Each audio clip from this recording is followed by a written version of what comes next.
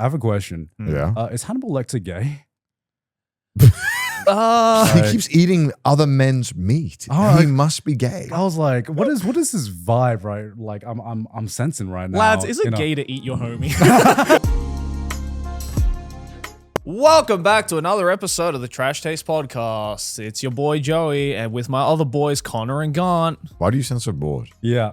What? What do you More mean? energy, please. Huh? More energy, please. Okay, more. Okay, let me try again. Yeah. Round two. Welcome back to another episode of the Trash Taste Podcast. I'm your host for today, Joey. Joined, as always, are the lovely Garnt and Connor. Thank you. Thank you. Much more befitting. Yeah, because we are going to be talking about anime today, Joey. So I wanted the energy in there, Joey. Okay, I love anime. We're doing a mini anime club. We're only discussing one show. Yeah. Witch Hat Atelier. But don't worry, it's a Patreon pick. So patrons, you told us that we should watch the brand new Witch Hat Atelier anime that is airing currently. And we're going to be talking about it because we were too busy this month to watch anything else. Unfortunately, this month has been a busy month. So we're going to combine a mini kind of like anime club and just a normal Trash Taste episode. Word. Starting with Witch Hat Atelier and the newest and hottest new fantasy anime that has just come out. I say just come out, but it's currently airing. It's probably... For like, how many episodes is this? Is it like a one core or two core? It's a one core. It's a one core. Oh. Yeah. So it's pretty finished by the time this episode's out, maybe? I don't know. Yeah, most likely. Yeah. I mean, we are quite the way through this season already, this core. I don't think it's going to be the last time we see Witch Hat Atelier. No, we're definitely getting a season 2 Yeah, of this shit. most definitely. Honestly, I hope so, because I don't know about you guys. I fucking love this show. Bro. It's so good. Joey, I don't know what you expected me to be like. Actually, I don't like it. I don't know. Knowing you, Connor, sometimes you're just like, with these kinds of shows, sometimes you're like picky and choosy about it. So I was curious to know what Connor especially thought about this show. Connor looks at the main cast, sees it's all female, and he's like, utter woke nonsense. Ew. I did think it was a little woke. Liberals. Obviously, it's very good. Yeah. I only watched 2 episodes. Yeah. That's all you need, baby. And I was like, okay, this is pretty fucking good. Yeah. This is pretty fucking good. I watched 2 episodes on camera, but afterwards Me too. I was enjoying it so much that I think I ended up just watching up till episode 5. Yeah. Okay. Yeah. And Does dude, it stay woke? So, okay. it's pretty woke, I will say.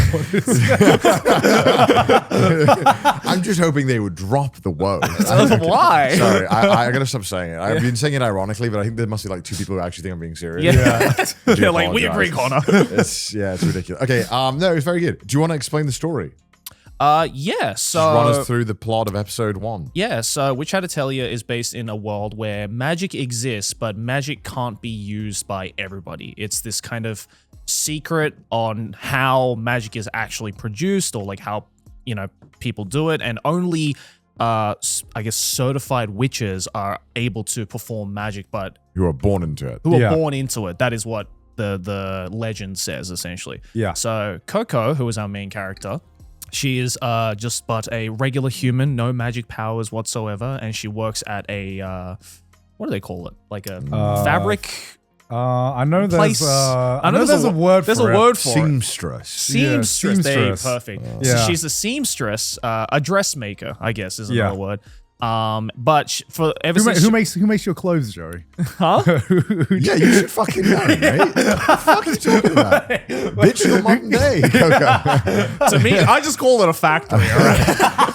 It's so weird. I don't know how they make clothes back then. Yeah, We had a yeah. Chinese factory. Yeah, I don't I don't know understand. how they do How it. did they do that? How did they do it? Yeah, so she's a dressmaker, but she's always been obsessed with magic ever since she was a young kid who went to this like festival and bought from this very shady person this magic book of spells and a pen, or I guess a wand. But so she's always wanted to be a witch, and then one day this basically the fucking Gojo Satoru of witches shows up. Bro is Gojo. He's Gojo. Actually, Witch Hat Atelier Came out actually before. came out before Jujutsu Okay, Kaisen. all right. Actually. Okay, let me rephrase that. The original Satoru Gojo shows up, Quifrey is the name, or Kifrey. I never know how to I pronounce always it. say Keith. Okay, Keyframe. I just saw a character that actually 2 episodes that I didn't see. Who the fuck is Brush Daddy? Brush Buddy. It's not Brush Daddy. Brush Daddy. That's the upgraded scrub daddy. Okay. I was like, Brush Daddy? Ooh. No, Brush. Okay, sorry. Yeah, Okay. Brush Buddy appears in episode 3, by the way. Okay. Yeah. So Kifri shows up, who is this witch, and I guess he's some stuff happens where like Kifri's like, all right, don't worry, I can fix your problems with magic, but you have to make sure, Coco, that you don't watch how I do it because it's a secret. Coco's like, bet, I'm not gonna follow that. So she sees Kifri, doing his magic, and then she realizes, oh my god, it's not a thing that people are necessarily born with. It's about the tools that you use, because magic is produced by writing sigils using magic ink and a magic pen. So she's like, oh fuck, anybody can use magic. It's just kind of a secret. So she tests it out at home with the book that she got. Accidentally, I guess, uses a forbidden spell and just straight up kills her mom. Yeah. I was quite shocked. I did Yeah. not It was expect shocking. that. It was really, really shocking. Yeah, there is that moment where Kiefer is like, did you write anything in the book of magic? Kiefer asked calmly.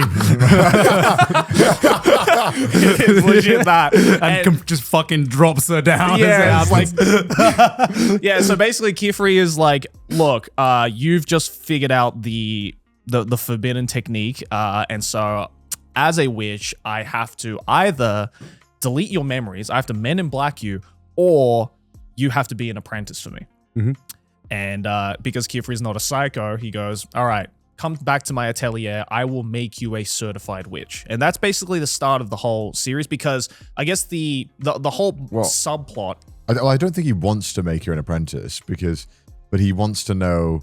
It's implied that he's trying to learn something about this book. Yes. This forbidden book. Yeah, the subplot is that the I guess the mysterious witch that Coco bought the book and the pen from originally is part of some kind of like evil witch organization that Kifri and the other witches are trying to hunt down. So basically, he's like, I can use her if I turn her and keep her memories intact, then I can get some kind of clues to figure out who this guy is that had the forbidden magic book. And it's essentially that story. Coco becomes an apprentice of Kifri, meets up with the other witch apprentices like Tetia and Riche and what's the other one? Custis? Agate? Agate, that's it. Yeah. Sorry, Agate. And yeah, basically learns the ways of magic, and it is incredibly cute and incredibly wholesome. I feel like we're the bad guys What do you mean? in this universe. I think we're the bad guys. Who's we? Who's we? Kifri and Coco, I think we're the bad guys. Wait, what is this? What is this we? Yeah, why are you getting us involved? I'm watching. I'm part of the team. I'm part of the We're squad. not part of the apprentices. I'm part of this squad. I'm following them. And I feel like my hand is up. I'm like, guys, I think we might be the bad guys. Wait, so you reckon Kifri's the bad guy? I think we're the bad guys. Why do you think he's the bad guy? Okay, so one of the main things in this show that I found really interesting Yeah. was that magic used to be accessible to everyone. Mm-hmm. Okay. And then it turned out because anyone can just write shit on a paper, free speech, I guess. Obviously, humans couldn't be trusted with it. Yeah. Because it started wars. Yeah, and started a Yeah. bunch of wars and whatnot. And then now magic is almost a secret amongst For the privileged. for the privileged. For the privileged. For the And you're against that, the Connor? people who are born into it. Okay, like Are you against that, Connor? I think I am. Look at the British man complaining Yeah. about classism. Yeah. Yeah, I mean, when I started hearing all this about the magic must be kept for us and only the people we allow it, and I'm like, I think we're the bad guys. I don't think we should. I think, Keep all the fucking muggles out of this, you know? Just like keep them poor, you know? We are rich with magic here. it sounds sensible when I'm around Gojo and he's saying it, but you know, no, I think it's really interesting. I think right away from the get-go, that kind of premise was I thought very nuanced. Obviously, right away you're kind of chucked into this and told this reason of, obviously they can't be trusted. They made horrors beyond belief when we allowed magic, but. It's obvious that the story is going to go to a place where that's going to be questioned. And is it right that knowledge is only allowed for the few? Yeah. And why is it us that we get to decide that we? And I'm, maybe there's this kind of Attack on Titan theme parallel that they'll kind of go down where they're like, turns out that it was kept by one nation, and it's their secrets to keep. Right. And why is it theirs? Because they won the war, maybe, and maybe the person who gave this book was somebody wanted to democratize the knowledge of magic in a more fair way. Right. There's parallels to. There's quite a lot of interesting aspects to it. So what you're saying is, I guess Iguin is the bad guy's name. You're saying that guy is actually the good like guy. He's the good guy. Could be maybe not a good guy. I'm sure. But he's like part of the resistance. Yeah. Could be. I don't know. I mean, I found it fascinating, all of these conversations, and even in the first episode, or the start of the second episode, I can't remember, there was we kind of start to learn a bit more about how magic works. We learn that, it's all seals, so there needs to be a circle. Yeah. And then there's a main thing in the middle, like a sigil, and then there's little things that you draw on the outside. Yeah. Which, one thing I also found really cool was that it obviously I felt like drew inspiration from like kanji in a sense, because it's kind of like the radicals and totally. So I was like, that's actually really interesting that there's that aspect to it. But he's explaining it, and during this conversation in the start of this show, he explains that like magic is just so amazing when you let the right people use it and use it for good. It can be so helpful. And it's like, okay, but why does it have to be like completely a secret then? Why can it not be like this? I just won't show you the sigil. I don't know. I felt that there's a lot of interesting things going on there that implied that this problem is going to be a much more nuanced thing down the line. Right, At least I hope so. Yeah. Yeah, I hope Otherwise, so. it would be disappointing if it did just turn into generic fantasy, good versus evil. Right. Yeah. I think they're setting up that nuance, and I hope they follow through with it in a deeper way. I hope so too. Yeah, I mean, the biggest thing that drew me to Witch Hat Atelier, because we are in I think we're in a golden age of fantasy right now. Oh, 100%. Fantasy anime, I should say. Totally. There are so many different aspects of so many different fantasy shows, like Freerun, Dungeon Meshi, which was Sentenced to be a Hero last time as well, which was bringing back the dark fantasy. So it's like getting harder and harder to have a standout aspect to your fantasy show, because there's so many different shows doing so many amazing things. And I think the characters and writing are all already really top notch for Witch Hat Atelier. But by far the biggest thing that I think stands out compared to every other fantasy show is the magic system. Yes. It has such a unique magic system, and the thing that I fucking love about it is that it's something that we could learn, Yeah. Because you've only made it to episode 2 where you get to learn about the basics of the magic system. Yeah. So every magic system has 3 aspects. It's the main sigil it's the main The main element. the main element. You have the main element in the center, which denotes whatever element you're Fire, working water, with. wind. Yeah. Yeah, and then you manipulate the element in some way using some kind of denotation, and the spell is not cast until you basically close the circle. So that brings so many unique aspects to how to cast spells. And I think it's a really unique way to be able to cast spells as well. And it starts off pretty simple, right? So in episode 3, I believe. Yeah. Small spoilers, but fine. Coco kind of learns how to cast her own spell, basically. And it's like baby's first spell, right? It's like one big arrow and a wind sigil, and that's it. And she learns how to fly, basically. Okay, yeah. And you're like, okay, that's great. I'm like following through with this. But then, because I've read the manga, because I was a big fan of the manga before the anime came out, the spells get slowly more and more complicated, and I imagine, and they iterate on it, but it's something that you can kind of follow along as well. Yeah. Where you kind of what they kind of do is you take this basic core concept, and maybe you have a subroutine somewhere where you have a sub spell that feeds into a bigger spell that goes into a much bigger sigil, right? Can you search I've up? actually seen people on social media. Apparently, some Witch Hat Atelier fans have already figured out the sigil to a black hole and shit. Yeah, exactly. And it actually all they're making up these almost spells that don't appear in the actual show, but if you know the theory behind it, it makes sense. Well, it sounds like a really cool parallel to modern science and the way that you I mean, specialize. I think the way I most I read this as an engineer, right? Yeah. And the thing this reminded me most about was it combines basically your kanji and art skills, and combining that with programming. Because it's basically a lot of smaller When programs. this does this, then it does this. Yeah. You're basically making subroutines. You're basically making smaller programs to run a larger program. And the spells, can you go to Google Images again? The spells can get pretty damn complicated. You get spells like this, right? Which is like spells within spells. Yeah, right? like tapestries. Yeah. But that's what makes it so fucking interesting to me, because it brings this layer of why people need to study spells. Right? Yeah. Because you build on the core concepts, and the core concepts never change. All they do is just iterate on these core concepts and just add more and more layers to it. That's cool. And there are several moments that will come on later in the manga without spoiling what happens, but there are several moments where the character figures out a solution to a problem, and it's a solution that we as the reader, giving the core building blocks of the power system, we could figure it out ourselves. Right? That's cool. So this is a power system that gives you the building blocks and plays around with it within its world, but it's plays around with it in a way that we can all understand. It's almost like you can figure it out before the main character. Yeah. It's not just like arbitrary kind of like power. No. That's really interesting. And that's one thing that I found, like you said, because you've always talked about the show, or this manga.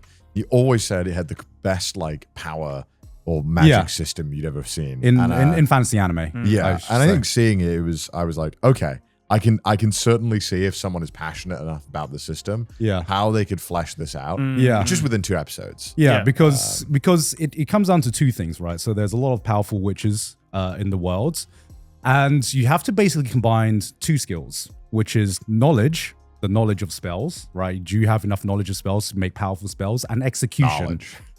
Knowledge and execution. So imagine you're in the middle of a fight. You need to fucking draw this shit on the fly. And they have like a lot of useful tools to basically help witches basically, cast spells on the fly. So basically, one of the tools I thought was very interesting is every witch carries a notebook with like pre-written spells, right? Of course. But where all you need to do to complete the spell is just draw a circle and you cast it. But what if you have to cast a really complex spell that you haven't pre-written down? Well, you need to start getting really creative into how do you draw spells. Like do you like there are some ways that these witches draw spells where I'm like, holy fucking shit. Like the fucking Gojo character Kifre, he pulls some shit. He pulls some shit end game, right? And you're like, oh my fuck. Like that's what I love about this kind of power system, because you can appreciate how skillful these witches are, not by just like, oh my god, this person cast X spell, it's a really powerful spell. You can see it and you can understand, holy shit, he is drawing this on the fly. He's using different body parts to do different things. And I'm like, damn, this is some crazy shit, man. So I fucking love the magic system in this, and it only gets more interesting and more complex. And as you said, it serves as a really interesting baseline for the main conflict of this as well. I'm excited to learn what that is. Yeah. I'm excited. Which, is the philosophical conflict of who deserves to be able to cast magic, But boys, before we continue, let me tell you guys about today's sponsor, Shopify.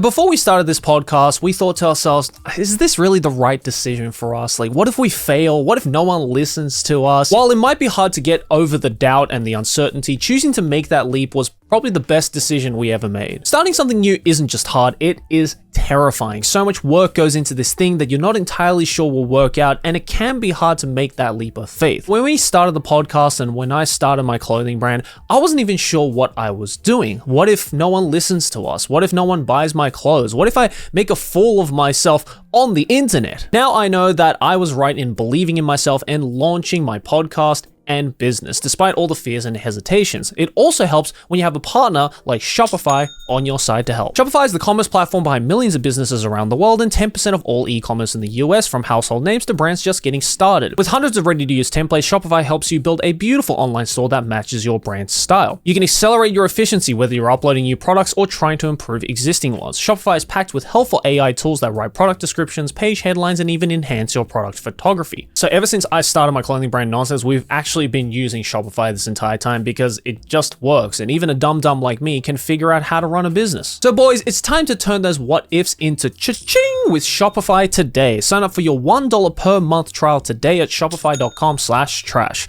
Go to shopify.com/trash. That's shopify.com/trash. back to the episode. Did you get to the point where they basically just broke down the Magic Geneva Convention? No. You didn't? I think that's episode 3. Oh, that's episode Wait, that's 3. awesome. Wait, what is it? I mean, you can tell me because I'm going to watch it anyway. Like, what is Yeah. the Magic Geneva Convention? So, Thou based on like previous, iterations, Yeah. people have done bad things with magic. I don't know what the Oppenheimer of this magic world has done, Okay.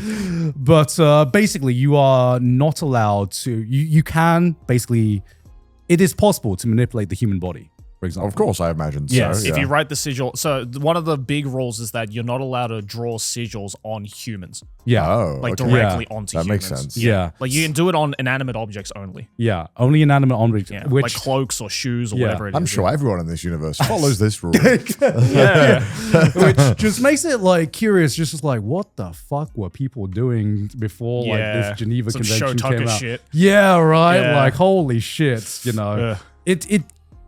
It has the potential to go a lot of like dark places as well, Hmm. because mostly the forbidden magic is basically the magic that has been agreed on that should not be ever cast. Right. That basically hurts people, and you don't want magic that ever hurts people because magic is just a tool in this universe. It's a tool, and it's up to the people how this tool is used and whether you can judge humans to all agree on the same set of rules of how to use this one piece of tool. Because if you give this piece of tool to everyone, the only thing stopping mad people from using this tool is number one, the knowledge to do so, and number two, the will to do so, right? And yeah, I think it makes for a very unique philosophical conflict. Yeah. 100%. And yeah, it's just a fantastic world. And This one being as popular as it is this season is definitely deserved, just because, yeah, again, it is just like, it's refreshing to see, again, a fantasy, world that, for granted, like, the whole, like, magic concept has been overdone to death, especially in anime and manga, but this one, yeah, as Garnt said, like, it's just, there's logic to it. yeah, Behind the magic, Well, which I feel like a lot of shows that focus on magic don't really fully explore. Well, yeah, I mean, I think because a lot of fantasy, the magic or the powers or whatever it is, normally an accompaniment to the story as opposed to being the main story. thing, yeah. yeah. So I think it's quite cool to have such an interesting power system that is the story. Yeah. It's not about good. I'm sure there is good versus evil. I'm sure there always is some kind of aspect Yeah, of of fantasy course, of course. and whatnot. But, given that a lot of fantasy kind of is inspired by Tolkien, and, most of like the Tolkien belief in the way of writing is just like good will always prevail. And then it's more about that and the human element as opposed to, the actual systems. So I think this is really interesting. And it's it's so nerdy as well, which I Yeah. love. Yeah, like, totally nerdy. It's like, I don't know. It's stuff that I feel like sometimes we don't really get.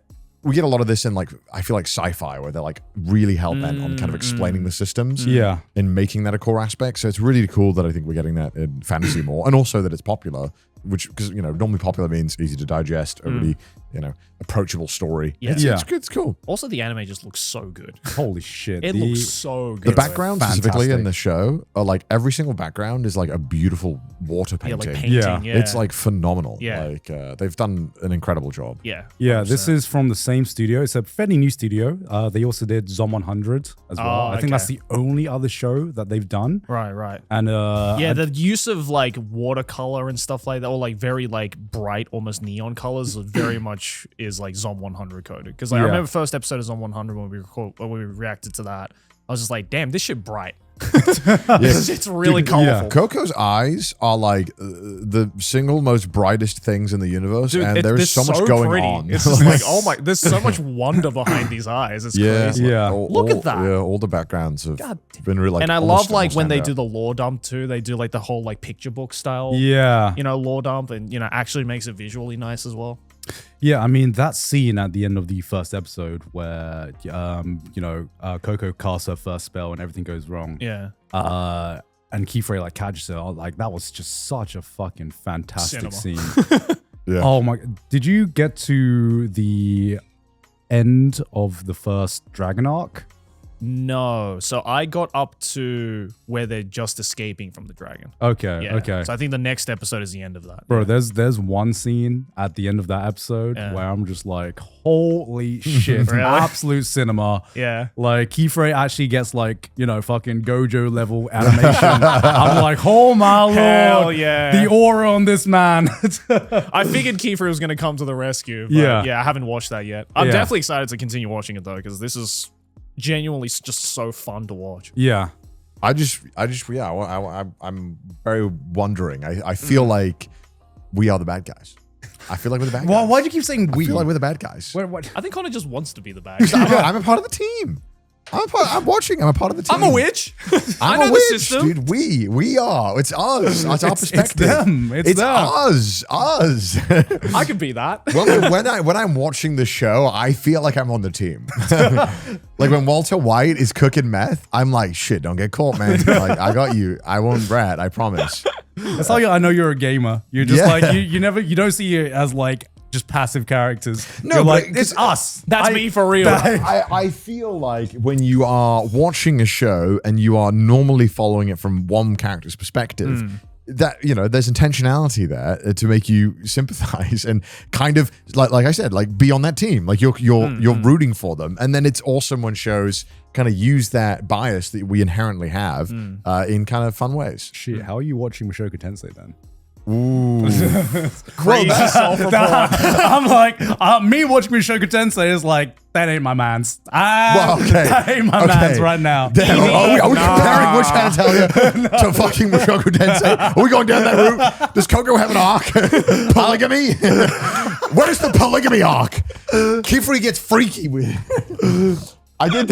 One thing I did think when it first opened up, I was like, why does Kifri have a bunch of small women in his like? Why is he training specifically women, young women? No, I'm kidding.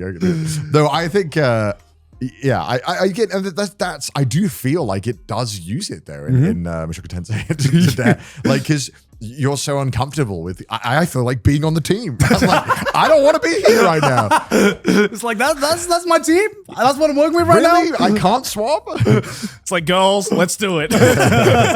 Clock it, baby. But then again, I think that's an aspect of why that story works so well as well, because you do feel so uncomfortable by his actions. Yeah. Because you're inherently when you're watching it from a character's perspective, the default thing is to root for them. And then when they start doing things that they shouldn't, is the joy of where is the line for you as the viewer? Yeah. And I think that's I completely where the get famous anti-heroes are really fun to watch, because Yeah. then some people never even get there. They're like, no, I was with him.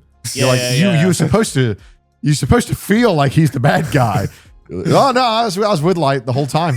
Light, my boy. That's my boy. Yeah. I was with him, Gang, bro. gang. Motherfuckers watching American Psycho. Yeah, right. I was Yeah. like, I think that's where some of these really divisive shows, not Yeah. divisive or really like iconic shows, are really great to talk about, because you realize that people started to feel iffy about the character at certain points, and I don't think that that's going to happen here just because of the vibe that has already been given out by the show. But I certainly think there'll be a conflict at some point that will make us question what we've felt about the knowledge and the magic system. I'm sure. Because maybe we're following the good ones. Yeah. I mean, the you good can't- ones, they got magic. They're the good you can't ones, set though. all of this up and it not turn into something of that level. I I hope feel so. like that would Yeah. just be such a waste. Because I really I think Attack on Titan, obviously for a number of reasons, deserves its flowers and whatnot. But I do really think it was masterful in the way that it made you kind of follow Eren and the group. And then obviously as we slowly learn about the world, you're like, shit. Hold on, wait a minute. Something ain't right. Time out. And then he goes full genocide. And you're like, Yeah. okay, all right, fair enough. Like, well, I didn't see that coming. And then they made the Geneva Convention because of that. Yes. Yeah. If whatever is left of the world. Yeah. But yeah, I mean, I think that's already Yeah. these parts have been set up that are so fascinating and so interesting. And again, I think we're in the golden age of fantasy as well. Yeah, and I think the fact that it achieved that for you in like 2 episodes. Oh yeah, That amount of like depth yeah. in like its possible themes, I think that just shows how much it does and how much it achieves just based on just very, very little being shown. I will say I would be quite disappointed if it does just end up turning into just kind of going down a safer fantasy route, as opposed to maybe tackling a couple more of these how far issues they've set up in the world. How far in is the manga? It's pretty far. Yeah. The manga. I know this came out quite a while ago, right? Yeah, I mean, When did it come out? it came 2016, out yeah, 10 years ago. 2016. But 10 years been going. 10 years is a pretty good run for. Normally, I feel like mangas now that start don't tend to be longer. Yeah, They tend to be a bit more succinct, I think. And yeah. I mean, I've read. I can't remember how many volumes I've read, but I've volumes read are out right now. quite a lot of the volumes. Can you Google how many volumes there are of Witch Hat Atelier? Yeah, because I haven't read it in about 1 or 2 years. But I have read a sizable amount. 16. Of the, yeah, I think I've- That's a good chunk of volumes. Yeah, that's Yeah, good. it is. That's a good Sizable amount of amount. volumes. yeah. That's why I was like, there's no way this will get only one season of anime. Yeah. There are a lot of volumes out. That's Oh, cool. yeah. Nice. Yeah.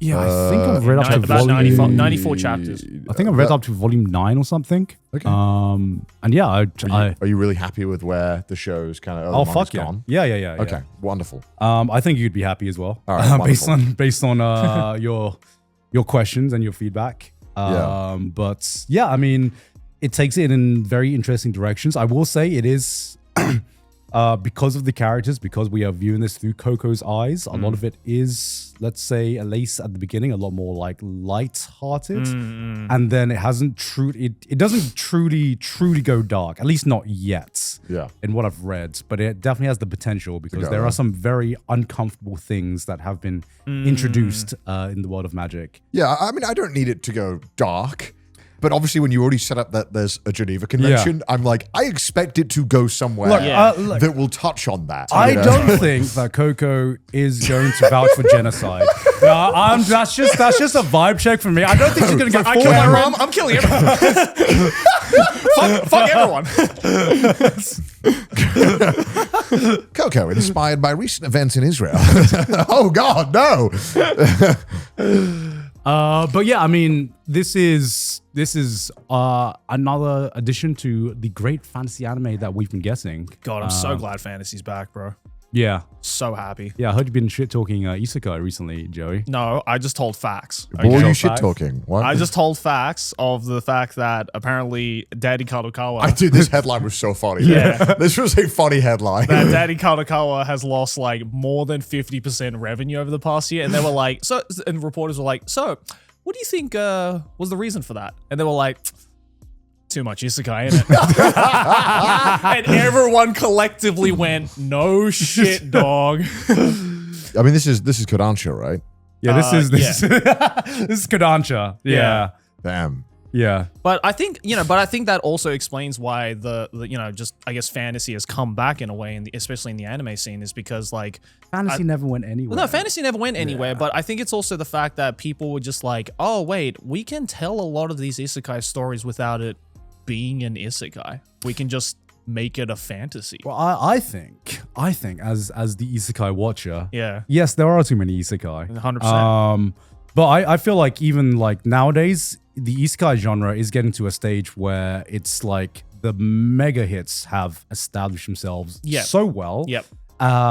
And no one is focusing on the like one season isekais that just gets like taken out and forgotten. Well, no, that's the exact criticism I made in my video as well. It's like, I'm not sitting here being like, we should just abolish all isekai, because obviously there's so many fucking great isekai, but the problem is that there's no good new isekai that has overstepped or even gone up to the same level of a boundary as like the ones that established it, fucking 10, 15 years ago. Yeah, and I think, I mean, even this season right now, we are having like ReZero going into season 4. Season 4, which yeah. I think is the strongest season that we've seen thus far. We've had Slime. I got reincarnated as Slime. I think that has been announced. When's the last time you heard this? I think that's been announced for 5 cores. This newest season is going to be, I think, 5 cores? 4 or 5 cores. Holy shit. Yeah. That's a full year. Yeah. Damn that. I want more of that, because the last time I even remember that happening was World Trigger. They got like 70 episodes. Yeah. And I don't know why. And I watched all of it. Yeah. Oh, we're getting a Yojo Senki. Yojo season 2? Senki is coming back as well. Fire. I think perhaps one. Mushoku Tensei as I'm well. so excited. I'm actually so excited to see, because I heard this. You told me this is like where shit's about to get real Well, what do you mean? in Mushoku Tensei. This next like arc. I don't know about Mushoku Tensei. I talk about ReZero. Or maybe ReZero. Maybe Yeah, ReZero. ReZero. And shit has gone real. In this new season of ReZero. I hadn't watched the season of ReZero that we just had. Season Yeah, season 3. Should I watch it? I haven't finished season 3. Yeah, season 3 is great. Season 4 is even better. Okay. If you got past season 2 and you don't like the slower kind of like character building, world building kind of season. Yeah, I won't lie. Season 2 is rough. Yeah. I actually enjoyed season 2 for the same reason I enjoyed Attack on Titan season 2, which is it kind of like slows things down. Not so much happens, but you really do get to see a lot of progression in especially Subaru as a character. And it really does pay off in season 3. And season 4 is just Shit is fucking the fan. havoc right now. Right. Okay. I mean, I enjoyed Subaru's. Obviously, we've gone off topic now, but Yeah. I enjoyed Subaru's arcs. But I think it was the characters around him that I struggled to care for as much. But I thought Subaru as a character was great, especially. I feel like a very relevant character for modern day time. I mean, seriously, I think like it's He's just very like on me the for nose real. at times, but there aren't many shows that how do I say this? Try to make incels redeemable. What I've come to appreciate It's about true, man. It's true. what I've come to appreciate about it is just how like as opposed to something like Mushoku Tensei, which I feel like the characters in there are like maybe a little bit more.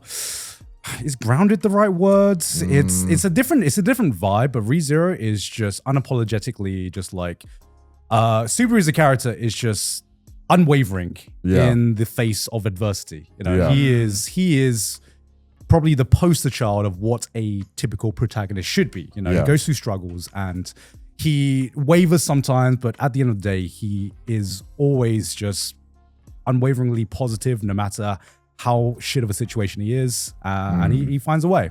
Whereas Mushoku Tensei, which is just like, okay, here is just a very interesting drama with some uncomfortably realistic characters sometimes. Well, yeah, I mean, like Mushoku Tensei, whereas ReZero feels like, okay, this is the character, and we will allow the world to kind of redeem him through him kind of learning that, hey, maybe the way I view the world and I view women and all this stuff is not great. Maybe I should respect the people around me a little bit more. Yeah. But whatever, like I'm not getting into all that. The Mushoku Tensei is really interesting because I feel like it's got that vibe of the story of like when you move school and you think no one's going to know you're a loser, but somehow they sussed it out. And everyone in the world knows that Rudy's a loser. And there's this kind of They vulnerability. found his Facebook profile. Yeah, there's this vulnerability to it that I think works really well, where it does feel genuine because Rudy feels like a reflection of that worry of everyone viewing you as a loser. And I think then how do you kind of get past that? I don't know. It's interesting, but I think the things that both the shows do well is that they don't celebrate this mentality of like I don't know. I guess the only word I can think of it is like incel. I don't know, because I feel like there's a better word here that I could use to describe this character type. But you know what I mean, like the kind of guy that just like the otakuism, because I guess like to I mean celebrate- they were both written before the incel kind of like movement. I guess it would be happened, but- otaku, right? Otaku, maybe hikikomori kind of. Yeah. Where it feels like there is a massive market to cater towards people who want to feel like safe in that mentality of like Guna and otaku, and that's fine. Those shows are fine to exist.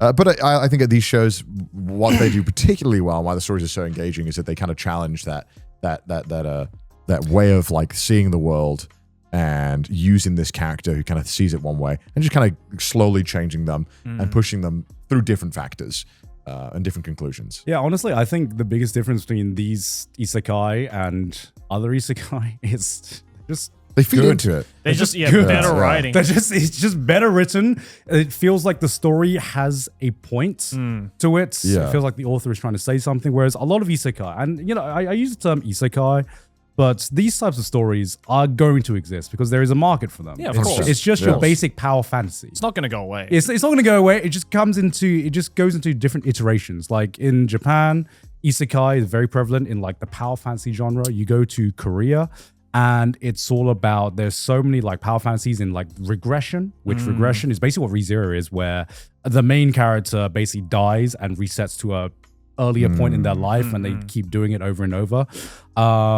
In China, it's all about cultivation. There's a lot of like very cheap cultivation stories. So like every country has its own iteration of what is basically the same story of I want to feel powerful. Yes. You know? Yes. And there is a different mechanic to make me feel powerful, but it's all there, and it's going to evolve into something. If people are getting tired of isekai, it's going to change into something else. Yeah. Right now I see a big trend in anime, the new power fantasy slop, I feel right now is slowly going into romance. My God, this season, I'm calling it out. I'm calling it out right now. This season has so many fucking romance shows, and so many of them have exactly the same concept, which is shy guy, probably a nerd or something. Yeah. Probably a nerd.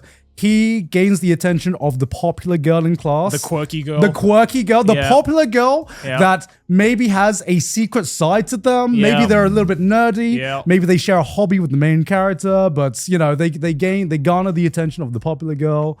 And the romance, the spark starts. Yeah. It's like people saw Dress Up Darling and was like, all right, do that. Run it back. I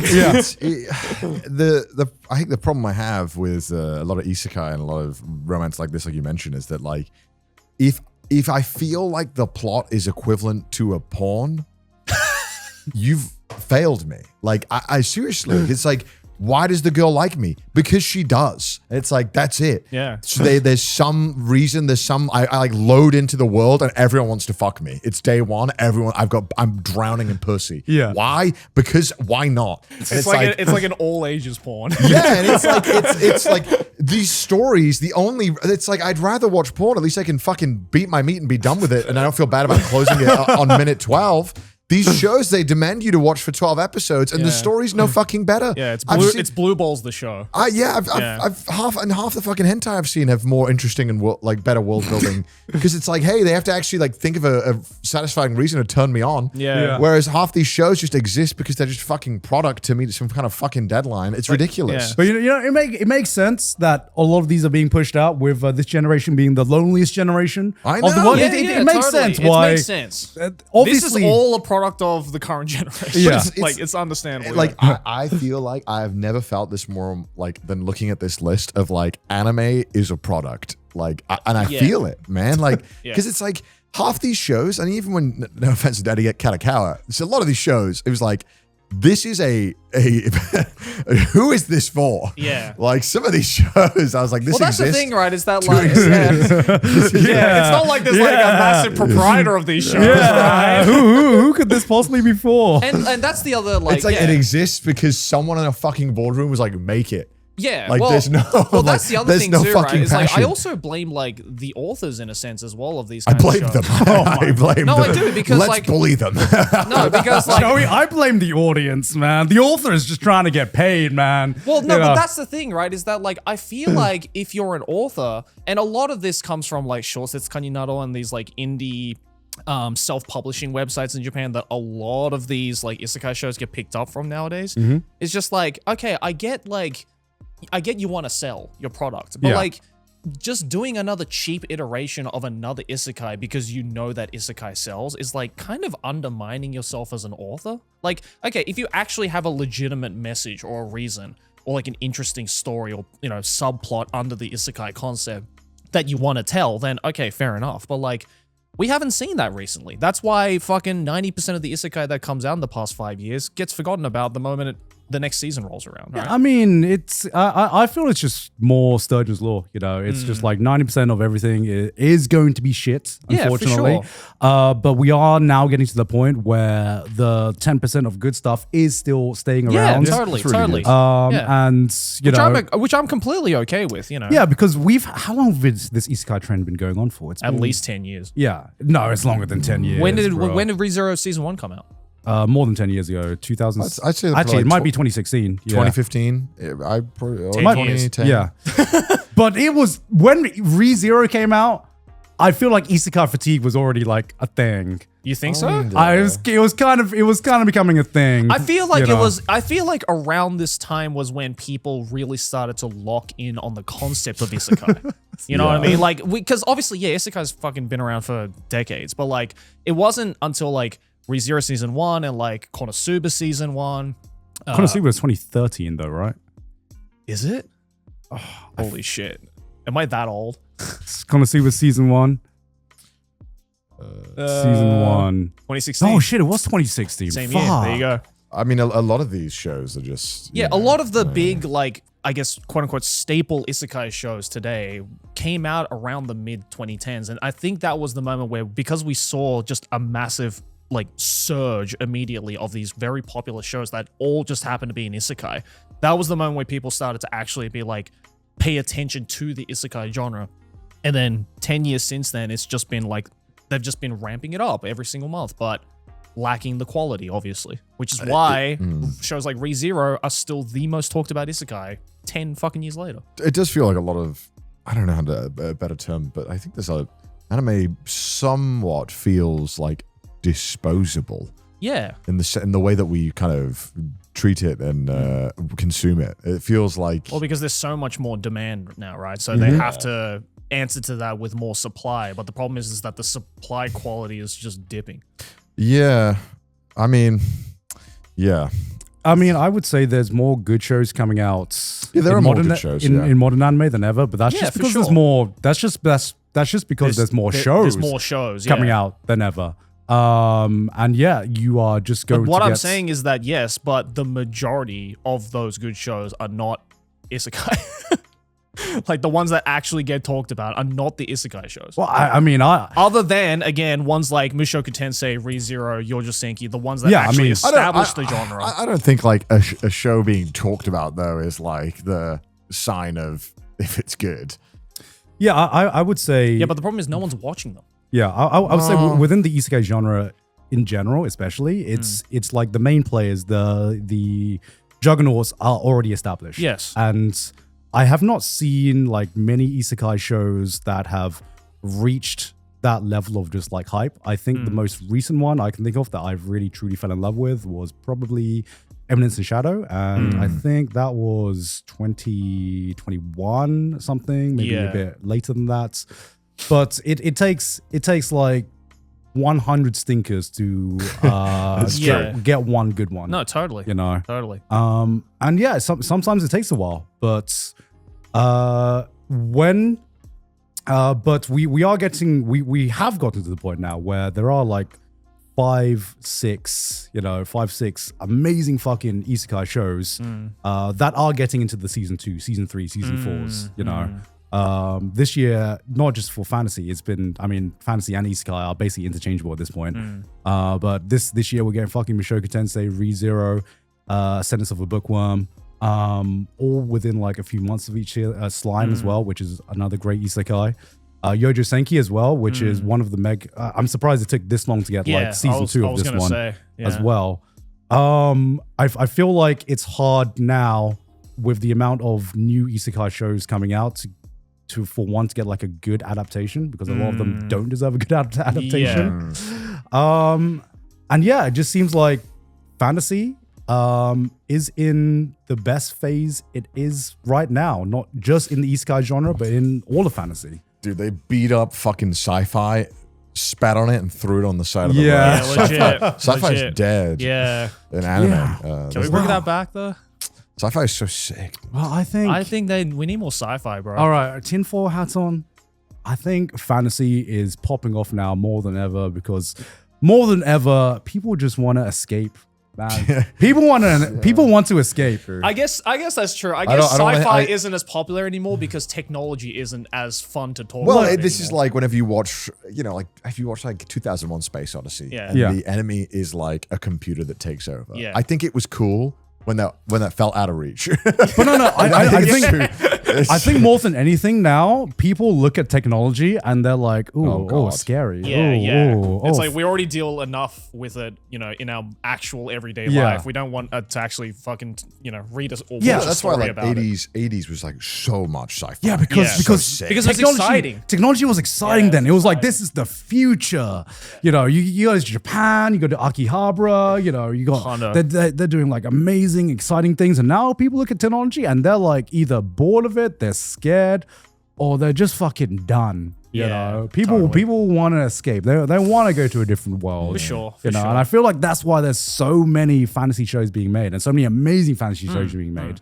Whereas, like, remember when Black Mirror actually felt like Reality. a parody and Oh, not yeah. actually reality. Yeah, And then we yeah. realized that Black Mirror just wasn't as ridiculous as what reality could give us. You know? I'm like, I literally heard about this a week ago from Grok. yeah, right.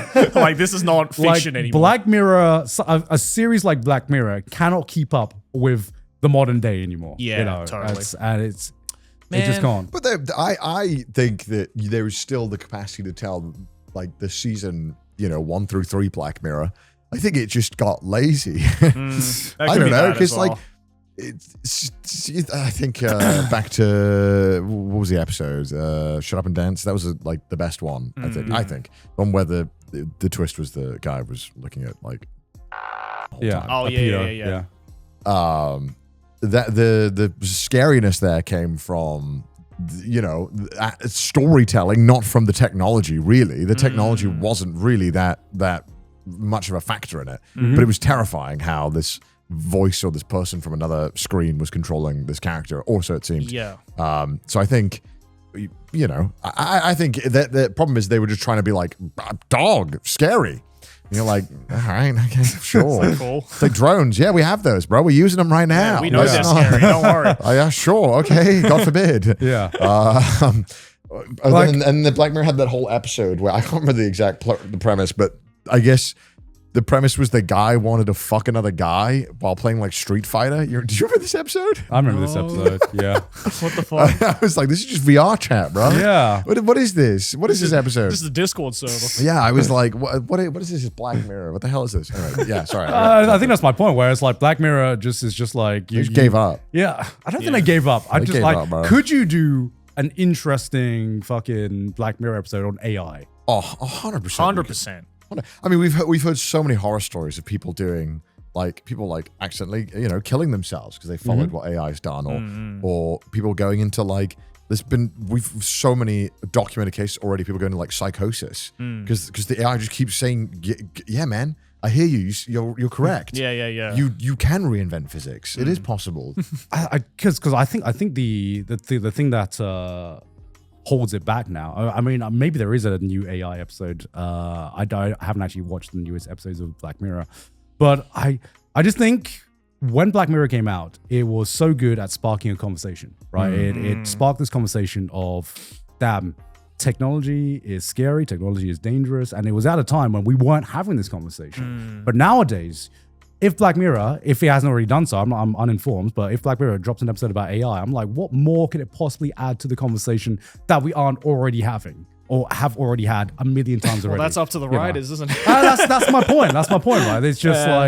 It's just the modern day has changed. Our view of technology has changed, and it was Yeah, because it's not fiction anymore. exactly right.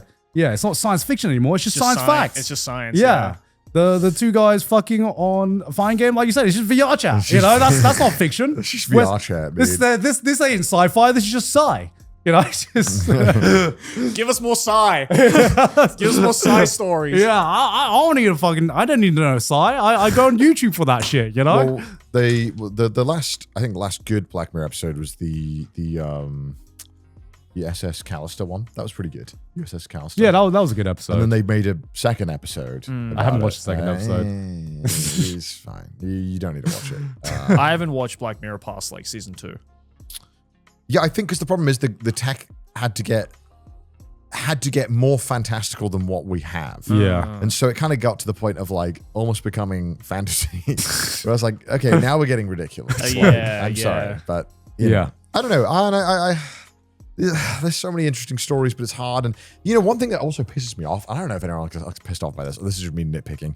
I get so fucking pissed off when like they're texting or they're calling in a show and the tech looks so fake. As in like, they're just calling or texting looks nothing like how we actually call or text. Yeah. And I know it's because they don't have like, you know, they're not allowed to like use Facebook Messenger one-for-one because, you know, that's a thing. But they always look so fake. And I'm like, we're regressing.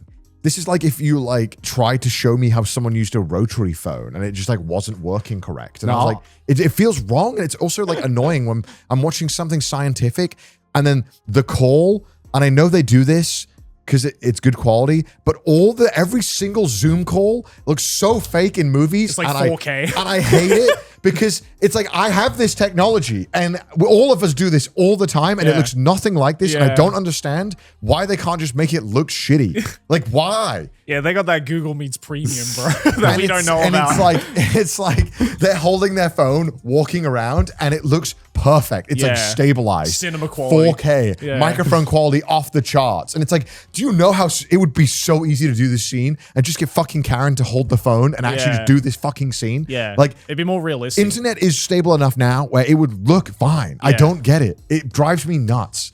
Am I the only one who's going insane? No, I'll tell you what it gives the same vibe of. I remember like those old gaming trailers where they tried to replicate, you know, people playing online video games. I'd be like, whoa, good pickup, man. Yeah, that's the fucking doing all this shit. That's the new BFG gun I got there. You know, and I'm like, damn, nobody talks like this. There's like zero slurs being said right now. I'm like, there's something. Great game, off. buddy. No one fucking says that. Yeah, it gives off that same kind of energy where you're trying to replicate real life, but something just feels off about the way people are talking or the way it's like being presented. It's just frustrating because I'm supposed to be grounded in our world, and the core things that I do every day don't look even remotely like what they're showing. God, do you know the subgenre of movies that I fucking despise? What? The Zoom call movies. Where it's all like fucking Unfriended. Yeah, like that Unfriended. That was the goat. Back when it was Skype. I love that shit. God, just like you just see the fucking desktop the entire time, and it's just people on different Zoom calls. I fucking despise that shit, man. Yeah. Oh god. I watched a horror movie, and it was a podcast horror movie. Can you Google this horror podcast movie? It came out recently. It was an A24 film, I think.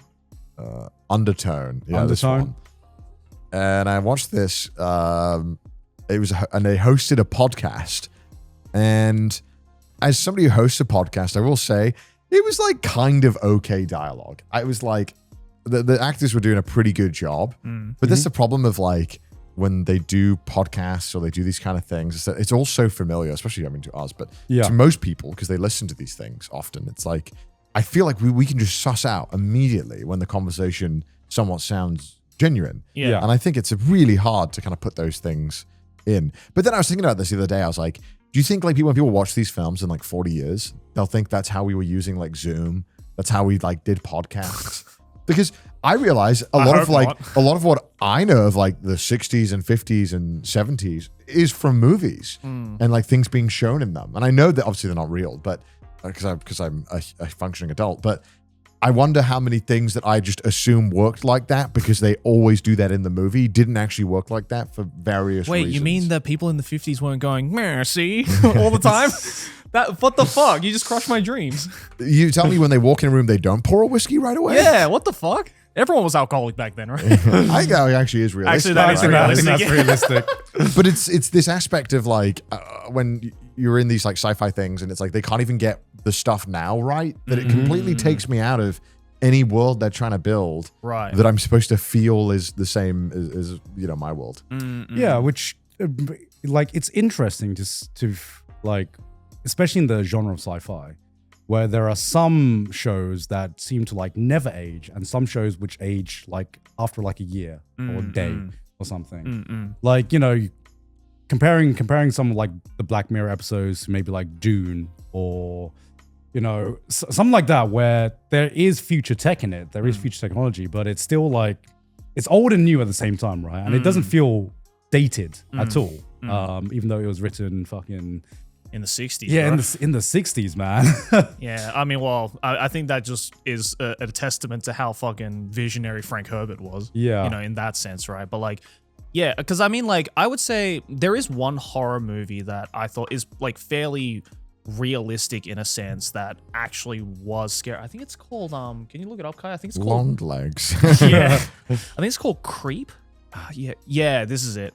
You guys know about this movie? No.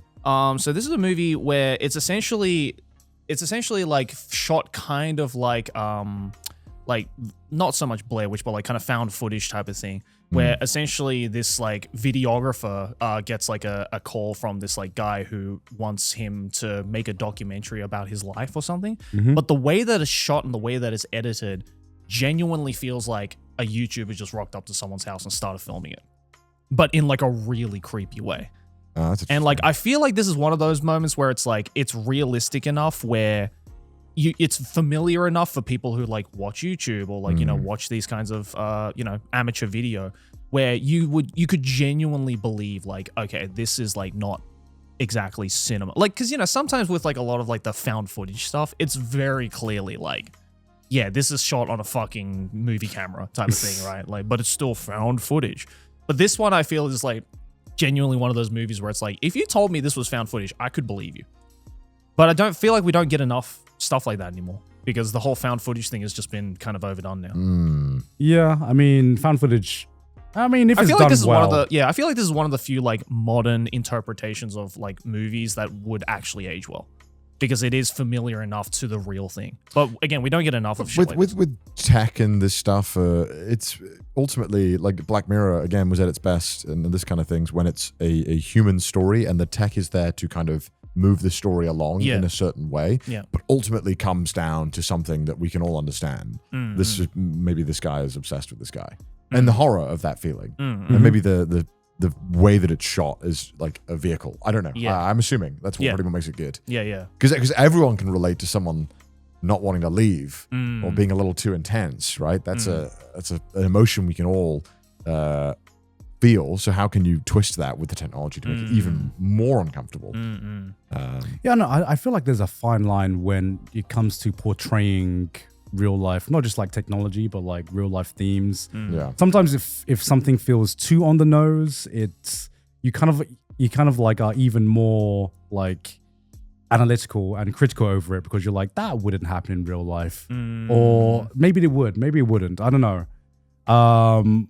I feel like the biggest thing about fictional stories compared to modern day life with the modern day social media aspect, with all like news being fed, is if you are trying to make a film like this that is representative of real life events, a lot of the times in modern day, I kind of realized that human imagination can never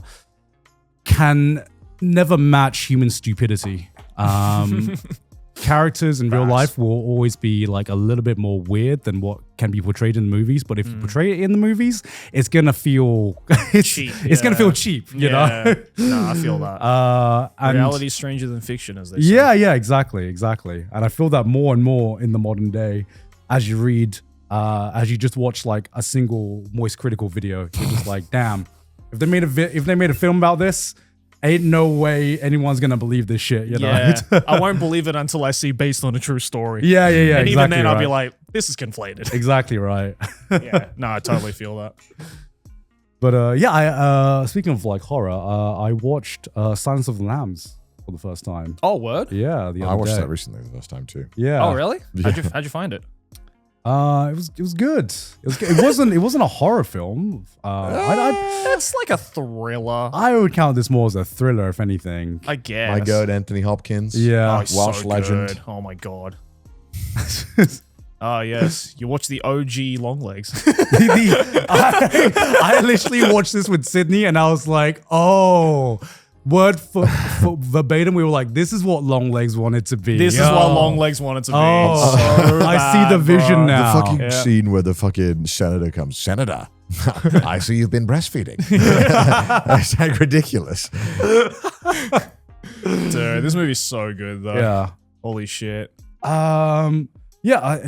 Is this? I have a question. Yeah. Is Hannibal Lecter gay? Because I was watching this film and I was just like, I can't. I was like, He keeps eating other men's meat. Oh, He must be gay. I was like, what is this vibe, right? Like I'm sensing right now. Lads, is you it know? gay to eat your homie? The last thought of my mind was, is Hannibal gay? When I was don't watching know. that film. Some of the delivery of some of these lines, I'm just like, if this is like half terrifying, but half okay, Half spicy. half spicy. Ooh, Anthony Hopkins. I think it's this whole idea of like Hannibal Lecter as a character is just so deranged that Yeah.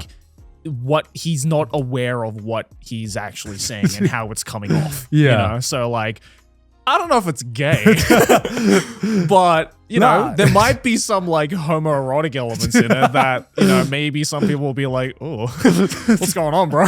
He's definitely a little zesty. yeah, just a little bit zesty. I mean, you know, because like Hannibal Lecter is the kind of character that like almost feels like, you know, the act of like killing and eating someone is almost like a sexual desire for him. I'm just right? saying, if this was made in the modern day, and maybe it sparked something even when it came out. I was like, this is peak toxic yaoi main character. Tell me I'm wrong. Tell me I'm wrong, This would be guys. some weird fucking manga that's made. Dude, if Hannibal Lecter came up on screen and he had the yaoi hands, I'd be like, bruh, peak.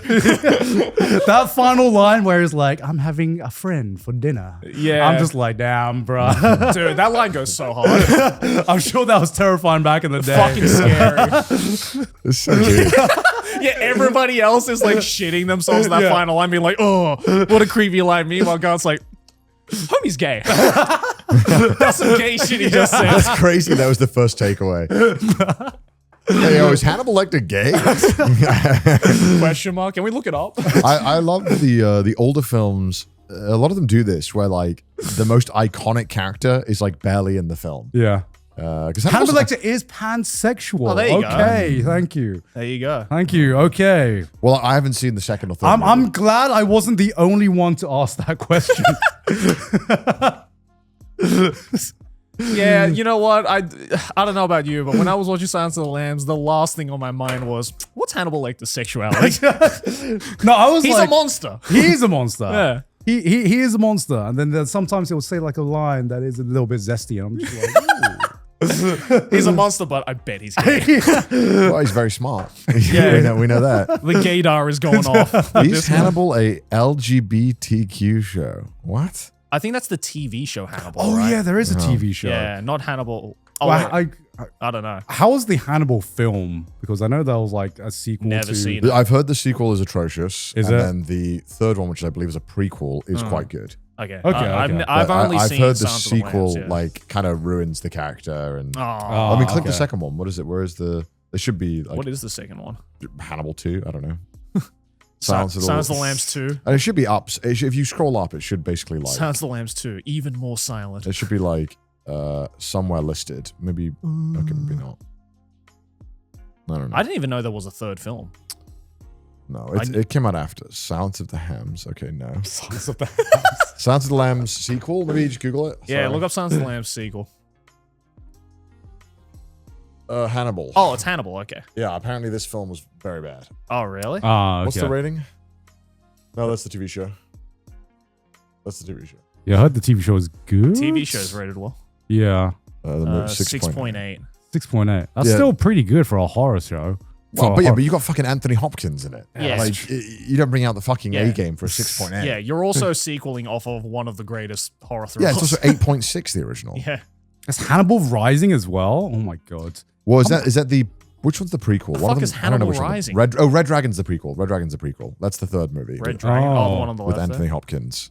The fuck I don't is know who this this one? is. I don't know who this is. 2007. Oh, it's Rhys Ifans. Oh. Oh. I've never heard of this. No, never heard of this either. Doesn't matter. Just watch. If you've never watched any of them, audience, just watch Silence of the Lambs. Yeah, fine. it's a fucking fantastic It's, film. Anthony Hopkins kills it. Yeah. No pun intended. I was like trying to think of He eats it. I watched. What else did I watch? I watched Hamnet. Hamnet? Hamnet. Hamnet? I watched Hamnet in the theaters in Japan. What Nobody is- else in the theater. what by is the way, Hamnet? Just me. Story about Not Hamlet. no Hamnet. Story about William Shakespeare, I guess.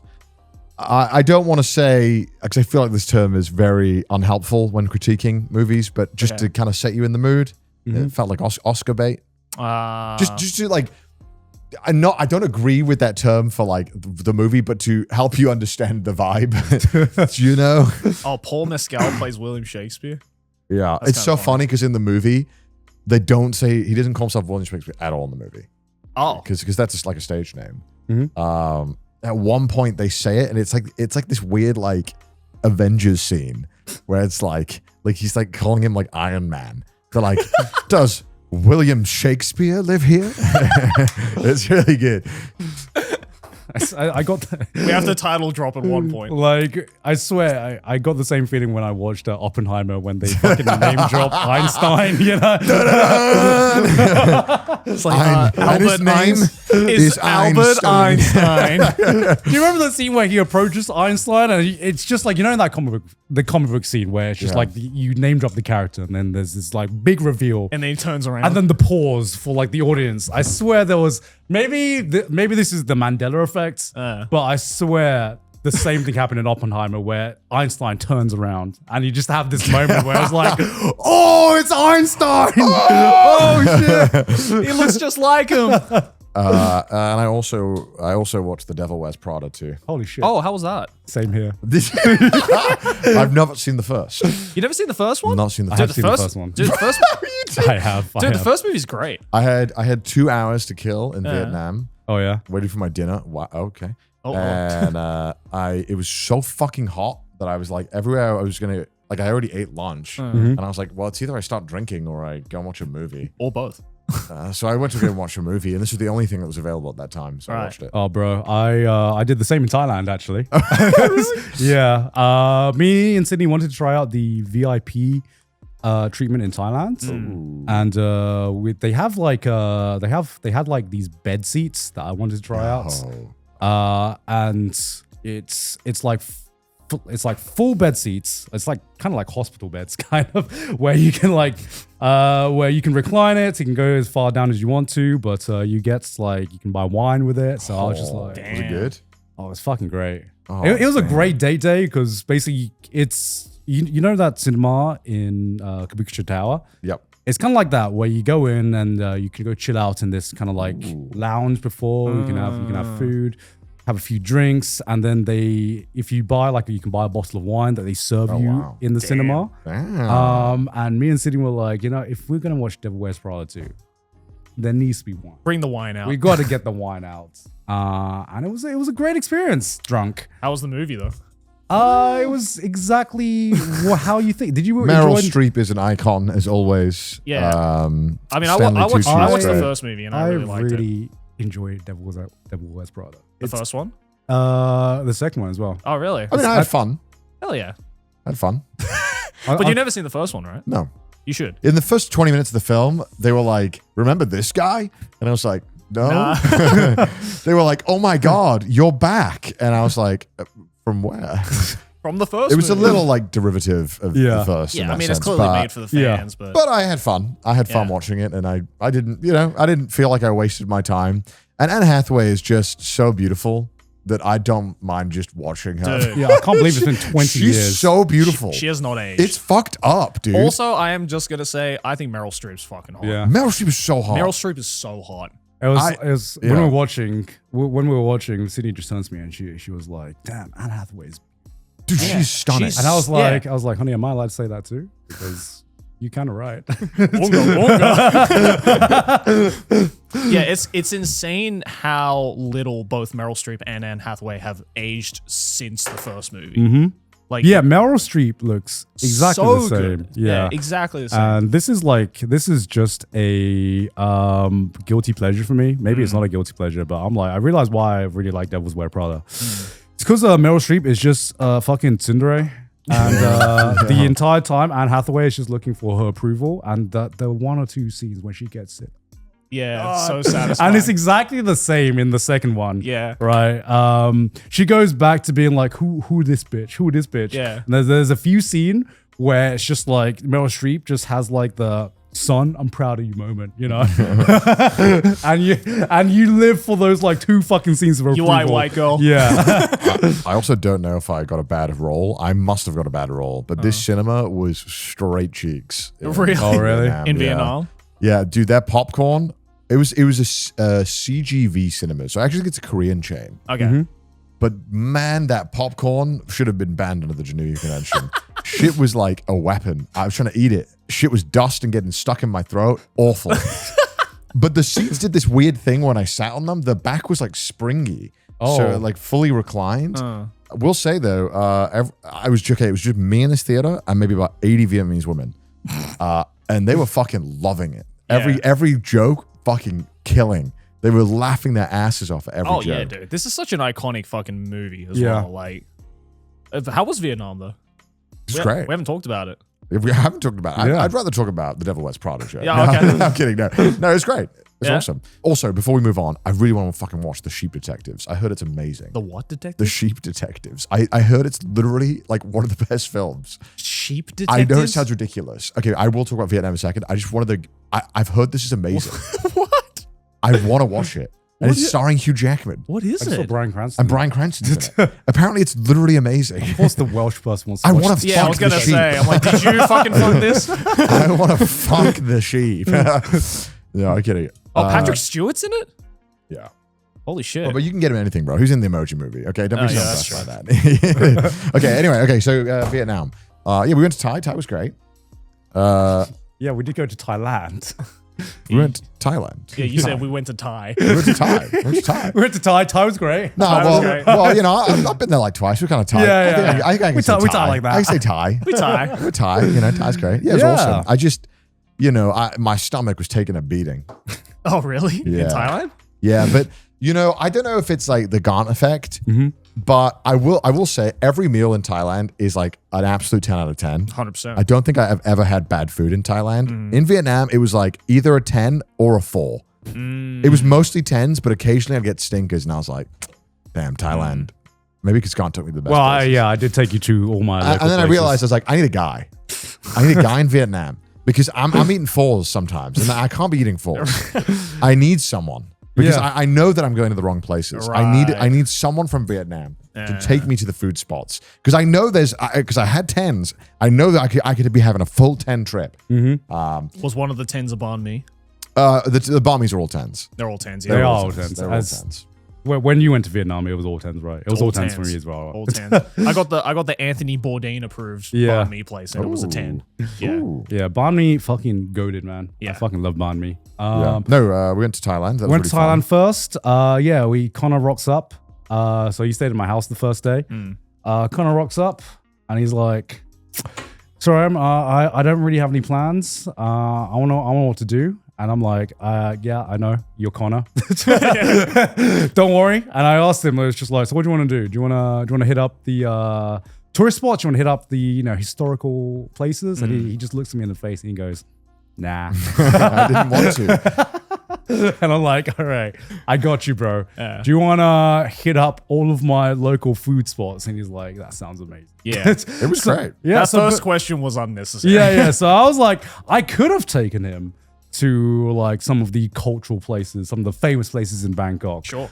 But I know Connor. I know my mates. And I know what he really wants. And so what I just did is we just had a food tour. And I mean, it's a great fucking place to do it. Yeah. So basically, I took him to all of my local places. Some some are on every kind of price range. You know, we started off at like the dingiest kind of like local food stores, which had some fantastic fucking noodles. Went to like some of the air-conditioned restaurants as well. I had to say air-conditioned because, you know, when you go to the local food spots, you have to make the choice of like, is this food worth dying in this heat for? Right. True. And eating these chilies for. And some of them are, and some of them are just like, okay, let's wait for the winter. Let's wait for the winter because if I'm going to be sweating from this curry, I need to be sweating in an air-conditioned restaurant. Sure. For this curry. And then we went to all of the different restaurants, and then we went to Koh Samui as well, which is one of the islands as well. Like Hawaii, but like way better. Oh, okay. Well, I mean, Hawaii's awesome, but Hawaii is just like extremely touristy, and this island was too. But and expensive. Yeah, but it was kind of nice. I don't know. It didn't feel as stressful as Hawaii. Hawaii's quite like once you were there, you feel like you're in adult Disneyland. You're like, go in a line, get on the line, do this, go wait, pay triple the price for a beer. You're like, God damn, okay. All right, jeez. I already feel like I'm on vacation. And then everything's like money now. Money, give me money. You're like, okay, all right. But yeah, it's really good. And we started off with the food. It was, you gave me these like pork skewers. Love those things. Yeah. Okay, I'm going to ask right now. Okay. Out of all of the things that I got you to try, what were some of your favorites? What stands out for you? Because I was thinking about this the other day. I was like, what was the single best meal? And dare I say, you took me to this, like a mall, right? And in this mall, there was this like really fancy looking like Thai restaurant. And I think that was the best meal. Like everything that I got at that place was a 10 out of 10. Yeah. And I think the single best dish was the river prawns. Oh, yes. River prawns, these things are so fucking good. So I took him to a Thai seafood place. It wasn't a mall, but some of the best restaurants are in malls just because people spend all their time in malls. It was fucking good. It was fire. Yeah. The coconut smoothie was like off the charts too. It was perfect. And then there was crab curry, which... Oh my God, I love crab curry. Yeah, I kind of didn't realize because I take it for granted until I like had people visiting, but I was like, I kind of underestimated how delicious Thai seafood was. Thai river prawns. Because I don't think last time I went with you guys, we didn't really eat a whole lot of seafood from what I remember. No, because the Thai dishes that are famous are like obviously like all the curries, green, red curries. Noodles and stuff. But seafood is the best, I think. Yeah, I think what I eat a lot when I go to Thailand is all of the seafood. There's this Thai seafood sauce that I don't see. God, the seafood sauce is so good. It's like this kind of like green, kind of like really refreshing, very spicy seafood sauce that is in every local Thai seafood restaurant. A little bit sour as really well. Nice. And you just fucking chuck it on every piece of seafood. Yeah, search up Thai seafood sauce. Yeah, it's this one. Dude, this shit is so good. Okay. Singlong Thai style seafood dipping sauce. Yeah, and I rarely see this outside of Thailand. I'm sure there are some restaurants somewhere outside of Thailand that serve this, but I don't normally see this. And this is like my go-to dipping sauce. I mean, it's a seafood sauce, but this shit goes with everything. And then there was like fried river crab or something. That was really good. we had like, I got him some like crab curry as well. Dude, crab is so good in Thailand. Yeah, the crab is fucking fantastic. Do they just have tons of crab? Yeah, we have like the river crabs. There's so much crab and everything, and I was like, dude, this shit would run me dry in the UK. It would not be, and in Japan really as well. Crab is kind of expensive. It's getting expensive, yeah, for sure. And like we have some pretty like our river prawns, I think, are some of the fucking best, and they're fucking massive as well. What you got was like one of the smaller ones. Those are pretty big. Yeah, but those are normally pretty big, but they're kind of like lobsters. Look at that one. They're the size of a fucking arm. Yeah, the proper river prawns are like halfway in between like a lobster and like they're not as big as a lobster. Like kind of like a king prawn. Yeah, like kind of like a king prawn. Right. Hot take. I think lobster is hella overrated. For the price you're paying for it most of the time, I agree. I just feel like prawns taste as good, if not better. Yeah. And I don't get scammed. Like, I feel like I'm paying so much for a lobster. Yeah. Sure. And I just don't feel like the taste is worth it unless, sure, if I'm in like fucking Maine, New England, I get a lobster. Okay, sure. Yeah. Right, fresh. But like oftentimes, it's a scam in a lot of places, I feel like. And this thing, honestly, to me, tasted way better than a lobster. Yeah. Combine that with the seafood sauce. Yeah. Say no more. Yeah. Say no more. I also got you to try my favorite, one of my favorite fish dishes as well, which is Which one was basically the fish boiled that was good. boiled in like sour like lime sauce as well with a shit ton of herbs in it. The problem is that everything feels like, because it's so spicy, every dish is like -1 HP every time you take a sip or a bite. And like, I will eat anything in front of me, even if I'm full. Yeah. And so we're at this beer place, and it keeps coming out, and I keep eating it. But every time I eat it, it hurts because it's so spicy. And it's like, it's not even that, like, if I had one of those dishes on its own, it would be fine. But when you're on like dish number 5 of being spicy, it just starts taking a toll. Yeah. And you're feeling like it. 45 minutes into the And meal. I'm shitting myself all the time. And none of it is like, you know, I don't, my stomach doesn't have the constitution to break this down. So it's all like fluid in, fluid out. It's ridiculous. Okay. Blanding now. Yes. Holy shit. You found it. Yeah. Yeah. This shit was heat. Oh, that was so good. This is fucking great. It's basically translates into fish boiled in lime because it's kind of like a lime kind of like sauce, and it's just got a shit ton of chilies, as you can see, that looks so a good, shit though. ton of herbs, and you boil it in it, and it's just like mouth watering. Having said that, yeah, I think hot take. I'm gonna say it. I don't think Thai food is that spicy. Bite by bite. This is a Thai man saying this. And this is the time I say this. I don't think Thai food is that spicy, but it's just like it accumulates. Yeah, right? yeah, that's what it's like a poison buildup. Yeah. Because it's not like wasabi where it just like punches you in the face and then leaves. Yeah, because I swear to God, every time I have a friend round on Thailand, they have like the first few dishes, and like they take the first bite, and that every single time I just hear, oh, it's not so bad. That's not so bad, and then it creeps up on you, like, and then by the end of the meal, they're in the like 10th bite and like. It's getting a bit spicy, isn't it? That's me for real. Yeah, because we ordered these things. There was like I think it was chicken cartilage, but it wasn't, because in Japan it's always deep fried. Yeah, nankotsu. Nankotsu, but in Thailand it's just grilled. Yeah. Oh. And I actually kind of prefer it grilled. All right, like it right, tastes a lot better. I think it's too oily in the nankotsu, and like It can be oily with crunch. I was like, but I really like the grilled one. But eating that, of course, it's cooked in chilies too. So I'm eating that, and then there's these I don't know what they were. They were like mince balls. Yeah, it's like mince balls, but we like deep fry it. With chilies, of course. With chilies. It has chilies in them. And so I'm eating those, I'm eating this, and I'm eating this fish. And then I ordered Morning Glory as well, which I always order literally everywhere. Yeah. I love Morning Glory. Everywhere in Thailand, everywhere outside of Thailand, they don't put chilies in, but they put fucking chilies in it.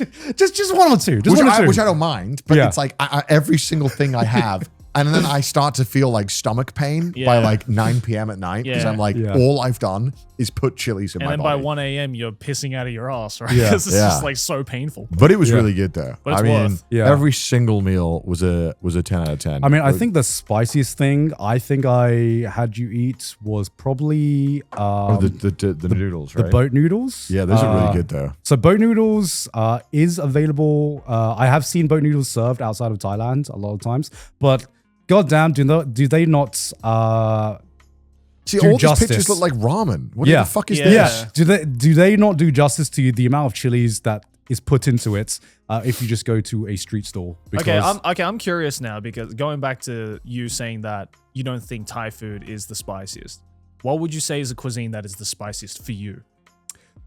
Indian. No. From what I've had. Well, maybe South Indian, maybe. Yeah. Really? There are some Indian dishes I have one bite and I'm like, holy fuck. Sri Lankan food is extremely spicy. Yes. I agree with that. So maybe that. I don't know. Yeah, to me, I eat Thai spice and it's kind of like the fresh kind of spice, It's you know what I mean?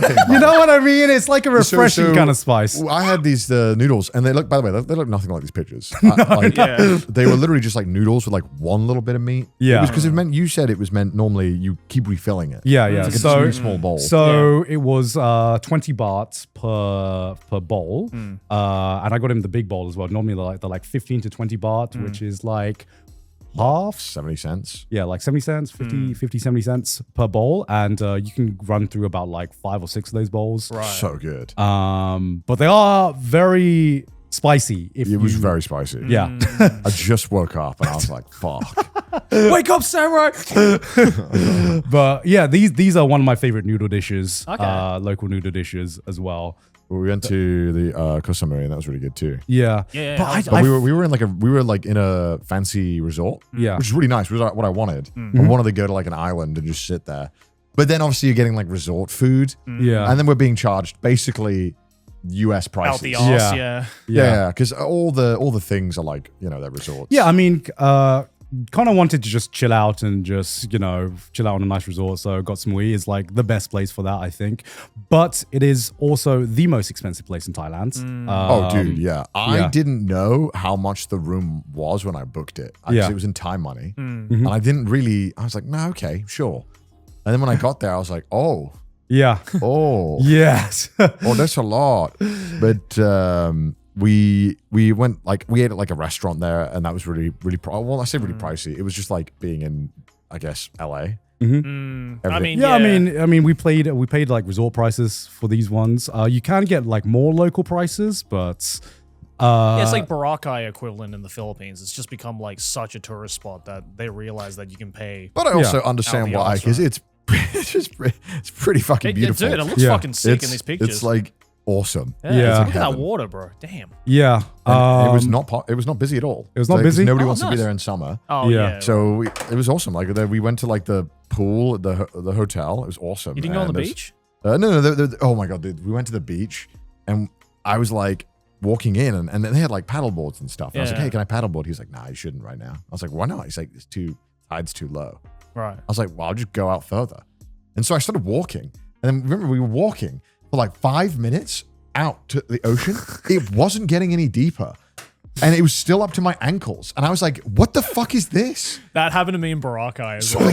So I gave up because I was so ridiculously far up. And I was like, this is ridiculous, because if I actually get in the water, I'm like, and I get to where it gets deep. I don't know where that is, by the way. Yeah. It's like I have to climb over so many rocks to get to anywhere that will get below my waist. Yeah. And at this point, I'd gotten usually to a point, like a sudden dip off as well. Yeah, and I was like, this is kind of dangerous now, because I've had to climb over so many rocks just to get my waist wet, and I'm like, I'm just gonna go to the pool. Yeah, fair enough. And then the pool had a bar. So I was like, let's just chill at the fucking pool bar and check out. I took him island hopping as well. That was really fun. We went snorkeling. Nice. Hell yeah. We went jet skiing. That was fun. Oh, I took skiing? Connor's never been on a jet ski. I know. Yeah. But you're white. In the UK, we don't really have jet skis. Oh, it's more of a white American. Oh, fair enough. And I owed it to my white heritage to go on a jet ski. You are now officially certified white now that you've been on a jet ski. Yeah. It was pricey because we were in a tourist area. So I think it was like $100 for no, it wasn't. It was like $70 for like 20 minutes. Jesus. So it was pricey. For the both of us, yeah. Yeah. But it was sick. I didn't realize how fast they go. Yeah. I maxed that boy out. It was going 80 kilometers an hour. Fucking hell. And I was like, if there is a slight wave, I'm dead. Yeah. But I was fucking sending it. It was sick. The first thing, so we go to like the instructor, the guy who's like gives us the jet ski. And he's just like, yeah, be careful about being too close to each other, because jet skis, they don't have brakes. Yeah. And I'm like, yeah, it makes sense. I'm like, logically. You can't brake on the water. Logically, it makes sense. Right. So there was like one moment where me and Connor were taking the jet skis around the island. And there's one moment where I knew not to get too close to Connor, but also when your mind is on water, you're like, hey, I can go as fast as I want. I know it's not safe, but something in like your primal brain is just like, how fast am I going? I'm going like 30 miles an hour. I look down, it's like 60 kilometers an hour or some shit like that, man. And then Connor, I'm like fair enough away from Connor that I see what he's doing, but he takes one like sharp turn, and I have this moment where I'm like, if I continue going, I'm going to crash into him, and I have no way to like stop the momentum that I'm going right now. So I have to pray that I turn a different direction from where he decides to go, or we're fucked. And after that like mini scare, I was like, all right, I'm just gonna go the opposite direction of you, Connor. I'm gonna be nowhere fucking near. Yeah, I don't want to take that risk. I was trying to catch up to Garnt, and I realized very quickly that when I'm behind him, obviously he makes ripples. Yeah. But the ripples when you're going like 70 kilometers an hour are like hitting fucking rocks. So I was like, oh my God, I had to stop. I was like, I gotta get away from him. This is fucked.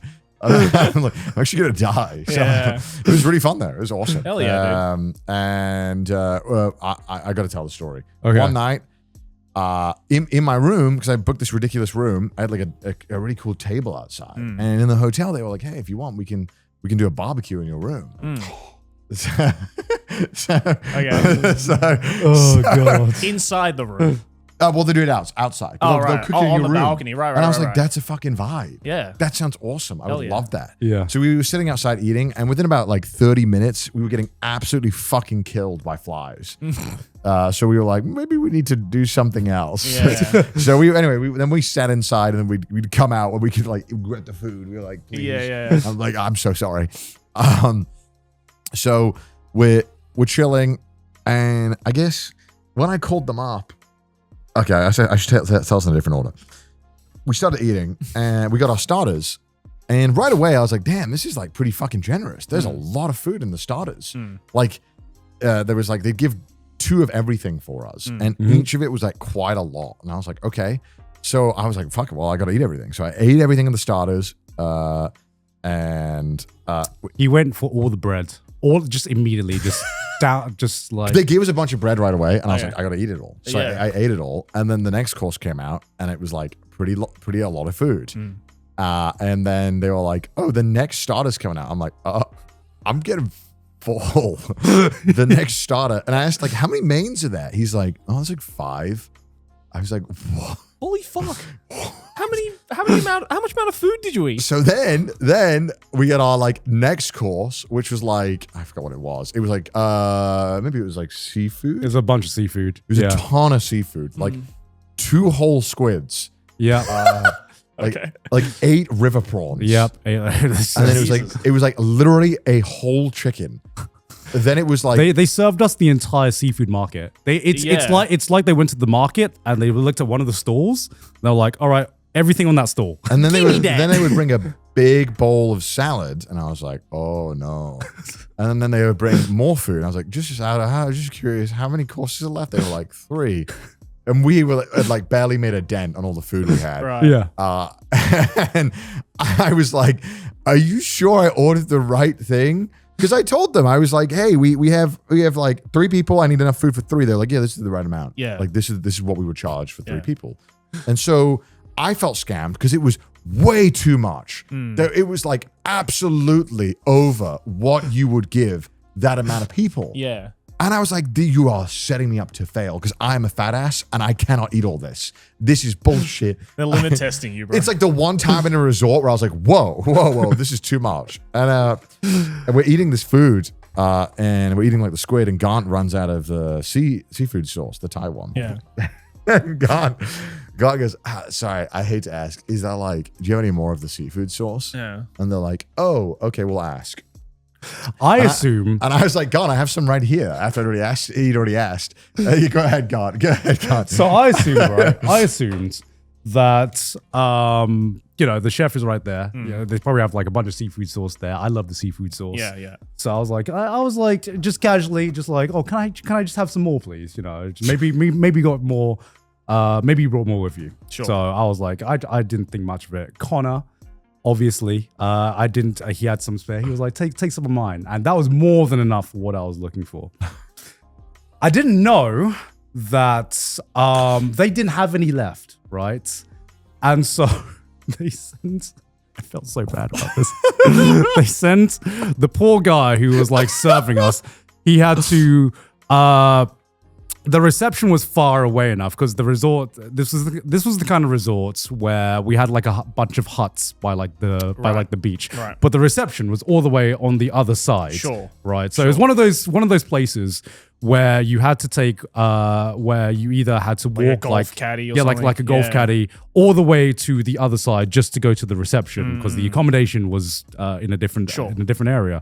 I didn't realize that I'd sent this poor guy on the other side of fucking Koh Samui apparently for like 15 minutes to just get me like one bowl of seafood sauce. He came back like panting, sweating.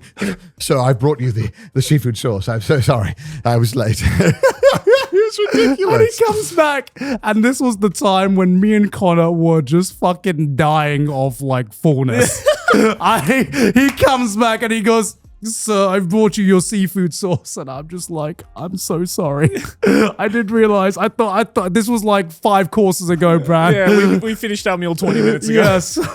Just, Oh my so God. we had so much food. that Wait, we- so what? So like, like, is that just like par for the course, or did you guys like I misorder? don't, I or don't what? know because like it was like it was expensive, like the barbecue, and it was really good. Like it was amazing. yeah, it was Like, fantastic. and I appreciate the service of the hotel. They did a great job.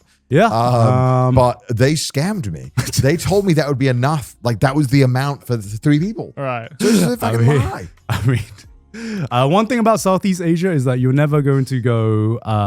You're never going to go out hungry. Yeah, 100%. Is and you know, we say the term courses. It wasn't really courses because the term courses implies that this was like some kind of like Michelin star. It was just a guy with a grill. It was a guy with a grill. The courses was the next slab of meat, whatever yeah. meat he was putting on the grill. Right. Okay. Right. And it was just barbecue by the beach. It was just far too much food. They got the entire fucking food market. That's so funny. But it was had delicious. a good chunk of it, and I was like, I'm a fat ass, so I'm shocked that I couldn't finish all this. Yeah. Yeah. So I don't know who this is for. Maybe like Joey Chestnut and Matt Stoney exclusively Yeah. prior to us. Yeah. Because I don't know. But hey, I mean, we made a good dent in it. Yeah. I knew we were in trouble though when 2 whole squids came out. I was like, oh no, that's a lot of squid. It was really good squid though, actually. I'm not a big squid guy, but it was really good. You ate the whole cast of the fucking Little Mermaid. We did eat the entire we Little did, Mermaid and cast. Finding Nemo and Finding Dory as well.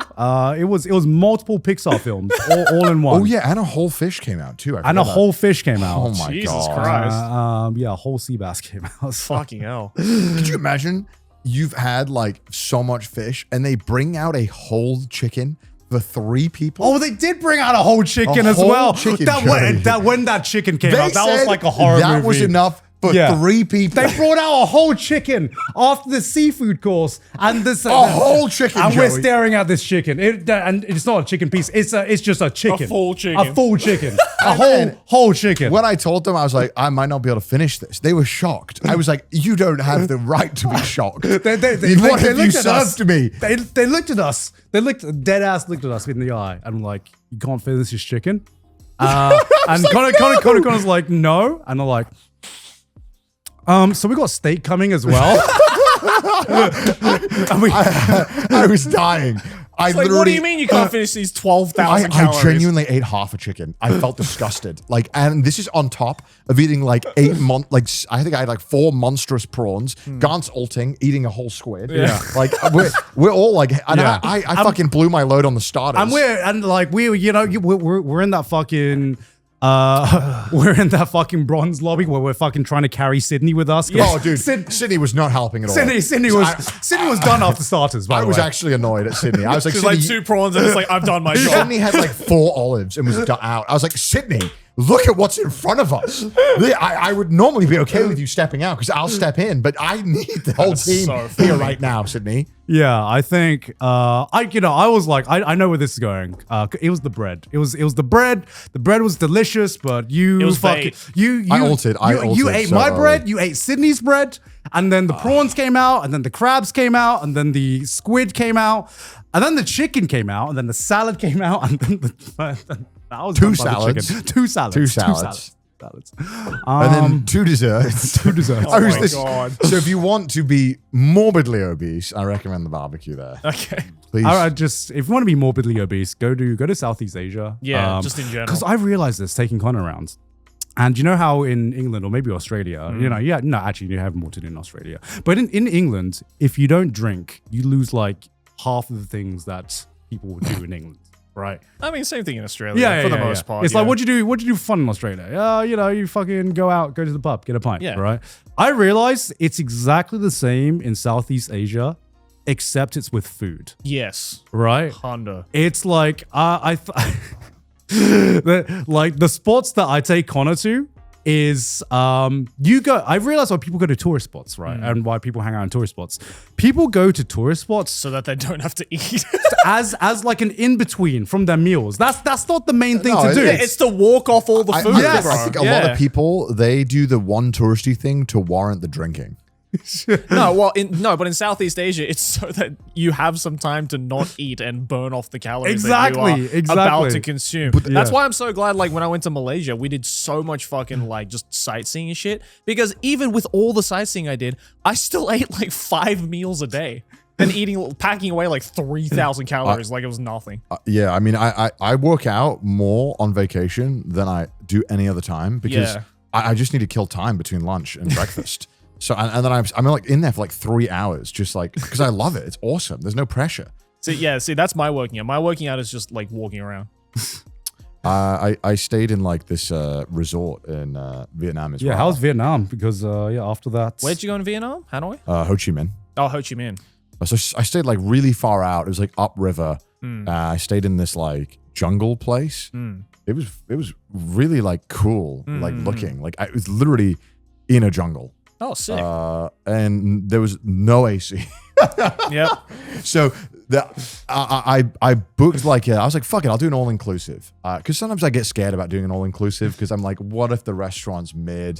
What if I don't really like the food and I'm kind of locked in?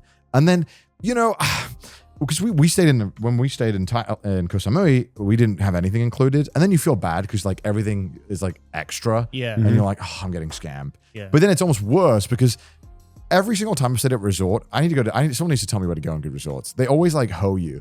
They're like, well, this is included in your package, but the thing you want is in the extra. So if you want the extra, you know, cough up. right? Yeah, I usually never take like breakfast extras or anything like that. Yeah. Yeah, I'm just like, give me the room. Well, I booked everything in because I was like, fuck it. I want to work out. I want to just chill. Yeah, I want to sure. play Slay the Spire. Sure. I want to just relax. Yeah. So I got that, and then the first couple of dishes I had were like really good, and then I realized I kind of went through most of the menu day one, and then day two I was like, so because it's lunch and dinner in the same restaurant, it's just one restaurant. I was like, do you have any other restaurants? They were like, no. I was like, okay. So I'm going to eat the same thing, which I didn't mind, but I was kind of excited to try different stuff. Yeah, and it's my bad. I should have checked, but I was like, all right, guys, let's run it back. Let's go. Give me my 17th banh mi. But they didn't even have banh mi's in that place. Oh, yeah, because that's more like a street food, right? Yeah. I had I kept eating Panginius or something, the fish. I was spamming this like every dish I got had that in it.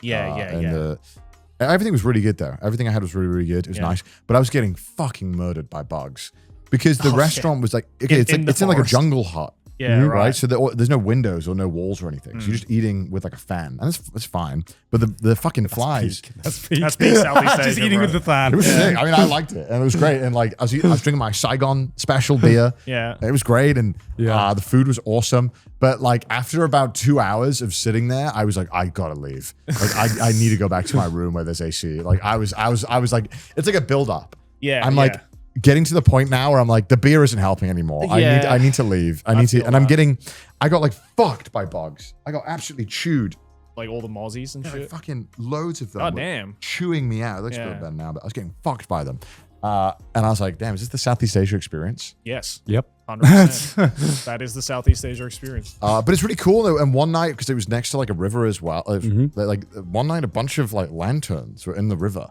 I didn't really fully understand what was going on. And that was really good. And then I moved to Ho Chi Minh City and I stayed in like the tallest building. Yeah. Is Vinland 81 or something? That was so sick.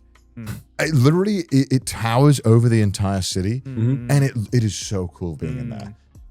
And the gym is on like the 50th floor, which is higher than like any other building near you. Landmark 81. That's the Landmark one. 81. Yeah. So you're like, my room was on like the 65th floor or something, Right. and it was crazy. And I you're do working remember out. seeing this building. Yeah. I'm working out in the gym, and I got a view of literally all of Ho Chi Minh. I was like, this is so sick. Yeah. and they were really cool. Stayed there. That was nice. What else? The power went out one night. I didn't really This is great. He's getting the peak Southeast Asian experience. I was chilling and everything went out, and I was like, oh. All right. And I was like, I wonder if they're gonna like make an announcement, but I guess there's no electricity, so maybe not. Yeah. And then like it came back on 2 hours later. But I was like, what happened? I don't fully understand what happened. It just happens sometimes. Just see things. Yeah. It was cool. And then like the mall beneath this had like an ice skating ring in it. Mm-hmm. I was like, that's fucking cool. Interesting. Went to Family Mart. Mart. Dude, can I just say, like, there's some of the stuff in there looks so much better than the Japanese stuff. Yeah. They had actual protein shakes, not this bullshit, like joke Japanese ones where they have like 10 grams or 15 grams, or you can get 30, but you have to drink it from the giant fucking carton that's like 500 calories. It's like, I just want a fuck ton of protein in a drink. Yeah. But I was really impressed by convenience stores there too. Yeah. Span banh mi's. I had like 3 a day. Oh my God. Because I wanted to try a bunch. And I went to like the tourist trap one first to get a baseline. And then I went to a bunch of just like random ones on a stall. Yeah. And I asked the hotel person, I was like, can you recommend me, where would you get a good banh mi? And then she immediately wrote down the tourist one. I was like the fucking Vince They're all McMahon. in on it. Yeah. I was like, no, that won't do. I've already been there. Give me the local I was like, one. give me a one that you would go to. Yeah. And then she wrote one down. She's pretty like, leave me alone. Like, why is this white guy asking me this? So she wrote me one. And on Google, it was like a pin when I typed in the address. There's no store. And I was like, oh, here we go. Yes. Hell yeah. Finally. Yeah. This is what I'm looking for. I don't want a Google ad maps rated one. I want something that like barely is there half the time. And so I'm walking to it, and Google is convinced that I can walk on this road, but I don't think I can, because I'm literally like walking through traffic like fucking Magneto, stopping these cars. Like for like 5 minutes walking into traffic. And I'm like, are you there's no sidewalk or anything. Yeah. But Google is convinced I can walk here. And I was like, am I really allowed to walk down this road? Yeah. And I see as I'm walking, there's someone behind me also doing it. And I'm like, okay, either they're following me and they're sorely mistaken, or they know what they're doing. Yeah.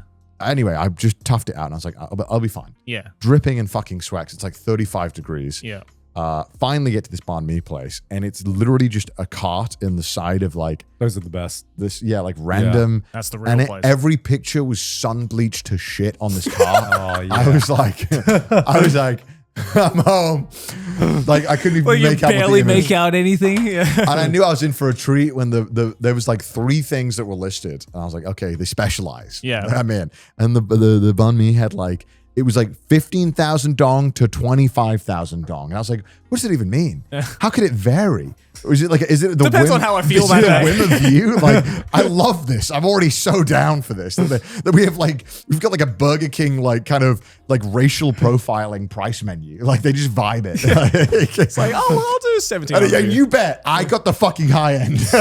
I didn't mind. I was like, charge me the high end. Yeah, because it's still probably like $3, right? Yeah. It was 25,000 dong at this cart, which is like what? I think it's like $1. Yeah. And dude, she's like fucking cooking up a storm. Health and safety is questionable, but that's how I know it's going to taste amazing. Yes. So I get handed this thing. It's fucking beautiful. And she, first of all, she panics and checks if I like chilies.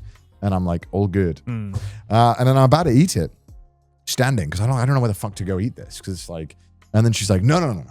And she, out of the cart, like fucking like Captain America bringing out a shield, she brings out this little like kid red plastic chair. She's like, no, please take a sit on the throne. You are a customer. So I sit on this fucking like tiny ass red little. I don't know if this thing can bear my weight. First of all, the kindergarten chairs. I don't know if it's got it in it. Yeah. But I sit down eagerly anyway, and I'm sitting down, pouring in sweat, and I take one bite of this banh mi, and it's like, oh, It was worth it. It was amazing. It Hell was yeah. so good. I think the tourist trap one actually might have tasted, I think, more complex. I mean, it had like way more meats going on, but this one was like the perfect. Yeah, you got the sandwich. authentic one, bro. Yeah. Yeah. I loved it. I just love pate. Pate's so good. Yeah. So it was fucking phenomenal. And then I had a lot of pho, but man, maybe I think I just prefer the more intense flavors of like ramen over pho. I did add like, because obviously when you get pho, you always get the oyster sauce, the hoisin sauce. Was it oyster sauce or hoisin sauce? The brown one. I think it's oyster sauce. Oyster sauce, I think. And then you get the sriracha, you get the chilies, the limes. And I have to like add a lot of that to get it to where I kind of like want the flavor profile to be. But I feel like living in Asia, noodles, we have a lot of noodles. I'm okay. But like the banh mi is like, that's special. Yeah, I think I only had pho once when I was in Vietnam because I was just like, I can kind of get this anywhere. And like, yeah, obviously it tasted good, but it's just like, if I'm going to be in Vietnam, I might as well try shit that I can't really get anywhere else. Yeah, I saw it more as a dish that was meant to like refresh me in a really intense summer. Yeah, I will say, when I got pho in Vietnam, I was like deadly hungover. And it was like, it was exactly what I needed. Because it was like not too heavy. Kind of like lighter, very refreshing. Totally.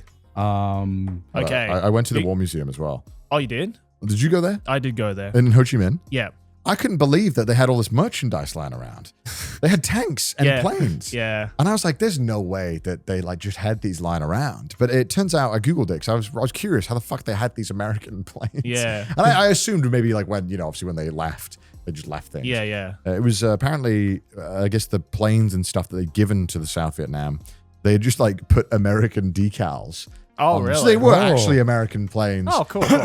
That didn't have them on there, and then they put it on there just for the final kind of fuck you. Man. It is pretty cool, but like pretty like fucking depressing. I'll say that much. Oh my god, the floor with like all the Agent Orange shit, dude. That fucked me up. I got recognized In there? No way. While I was in there. Wow. Rian from India recognized me, and he's like, "Hey, Connor, man, what's up?"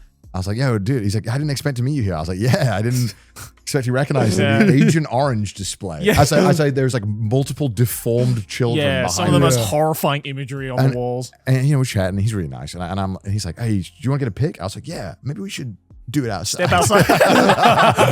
Could you imagine just picture me going like this? As just like deformed babies behind me. Like, with my boy. Yeah, really cool. I really enjoyed the photographer museum. There's a section dedicated to the war photographers. Really cool and interesting. Yeah, super interesting. That was definitely, I think, my most I thought was interesting. These pictures were so compelling, obviously. And powerful. Yeah. I nearly clogged the toilet there though, in the museum. Damn. It has been 0 days. Which felt like it was like some kind of cosmic, like weird way of the universe trying to make some kind of sick joke on me committing like a war crime in the Vietnamese War Museum of me nearly fucking blocking the toilet. And I'm like desperately trying to get this fucking thing to flush. Yeah. And I feel like they designed this toilet to do this to American tourists to scare them, for like to fuck with them. Yeah. And luckily, after 5 minutes of like doing that strat where you wait for the toilet to like charge up. Yeah. charge the ult. And then you fucking give it a proper yank. Yeah. Like trying to get the fucking flush to take. Yeah. It finally fucking took. So thank you, Vietnamese War Museum toilet. And then while I was sitting there, I was sitting in the fucking lobby. And I told this story on stream, but I was sitting there, and because I'm just fucking nearly committed a war crime in the toilet. Been through this Agent Orange, seen all these horrific war crimes. It's one of the most depressing museums I've ever been to. Yeah. And I'm sitting there like, fuck. And it's fucking boiling as shit. Yeah. And all the museums inside do have AC, but not enough for the amount of people in there. Yeah. So I'm like dying. I need a moment. So I'm sitting down, and immediately a guy comes up to me who has no arms. Okay, you got to tell me this, by the way. Yeah. He's like, he puts his arm out to like this. Yeah. And he's like, give me a fist bump. And I was like, is that the etiquette? Do I fist bump?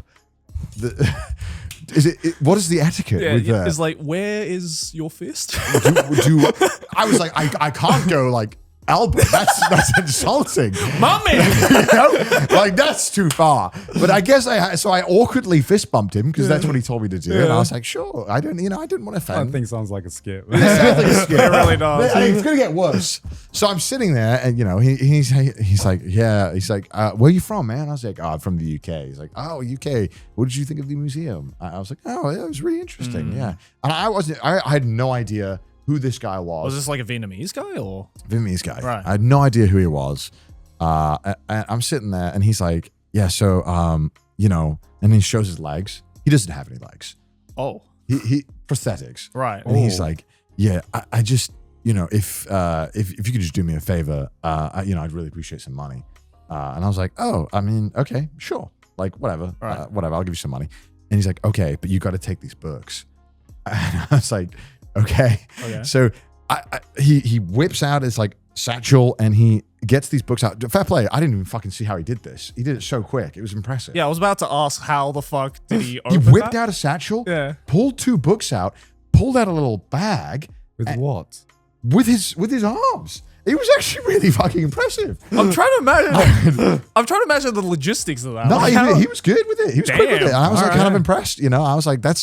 I was like, damn, okay. Anyway, he gets these books out and he's like, take the books. And the books, there's like 4 books and they have these covers of like murdered children on them. Oh. And I was like, I didn't want to carry this. I was like, Yeah. dude, I'll give you the money. You can keep the books. Right. I don't want the books. He's like, no, you got to take the books. You got to take the books, Yeah. please. And I was like, no, I don't want the books because I'm going to throw them away and I Yeah. don't want the books. So Yeah. please keep them because maybe you can sell them to someone else. Yeah. Whatever it is. Give you it to wanna someone do. who actually wants it. Yeah. I was like, I don't want these books. And I also, there was some price on them, but I couldn't see what the price was. So I was like, how about I just give you the money and you keep the books? Yeah. And he goes, no. Look. He's like this. He's doing like this. He's like, look, gesturing, like his eyes are like trying to signal something up and behind him. Right. And there's a camera there. And I'm like, what's going on here? He's like, no, like I have to sell you the books. Otherwise, I'll get in trouble. And I was like, well, I don't want the books. Yeah. How about I just give you the money? And we just do this like sneaky. He's Yeah. like, no. I want the books. And then he points at this other woman. He's like, she'll agree that she'll say that you stole the books from me. So you need to pay me now. Or she'll rat on fuck? you. And I was like, what? What are you saying? I was like, okay. I mean, bitch, I was gonna give you money. Yeah. Why are you telling me this shit? I was like, all I don't want is the fucking books. I'll give you the money. This is like a Mr. Beast challenge. Don't give me the books. I give you money. It's not hard. Yeah. And so I'm losing my mind because I'm like, I don't understand how this conversation has gotten to this point. Right. And this woman's like looking at me like this. And I'm like, anyway, so this is going on. And I'm like, okay, well, look, let me tell you this. How about I just give you, I've got like $10,000. I'll just give you that. It's like $1. I don't know how much it is. I think it's like less. He's like, no. I want British pounds. I was like, okay. Now I was like, I'm sorry, what?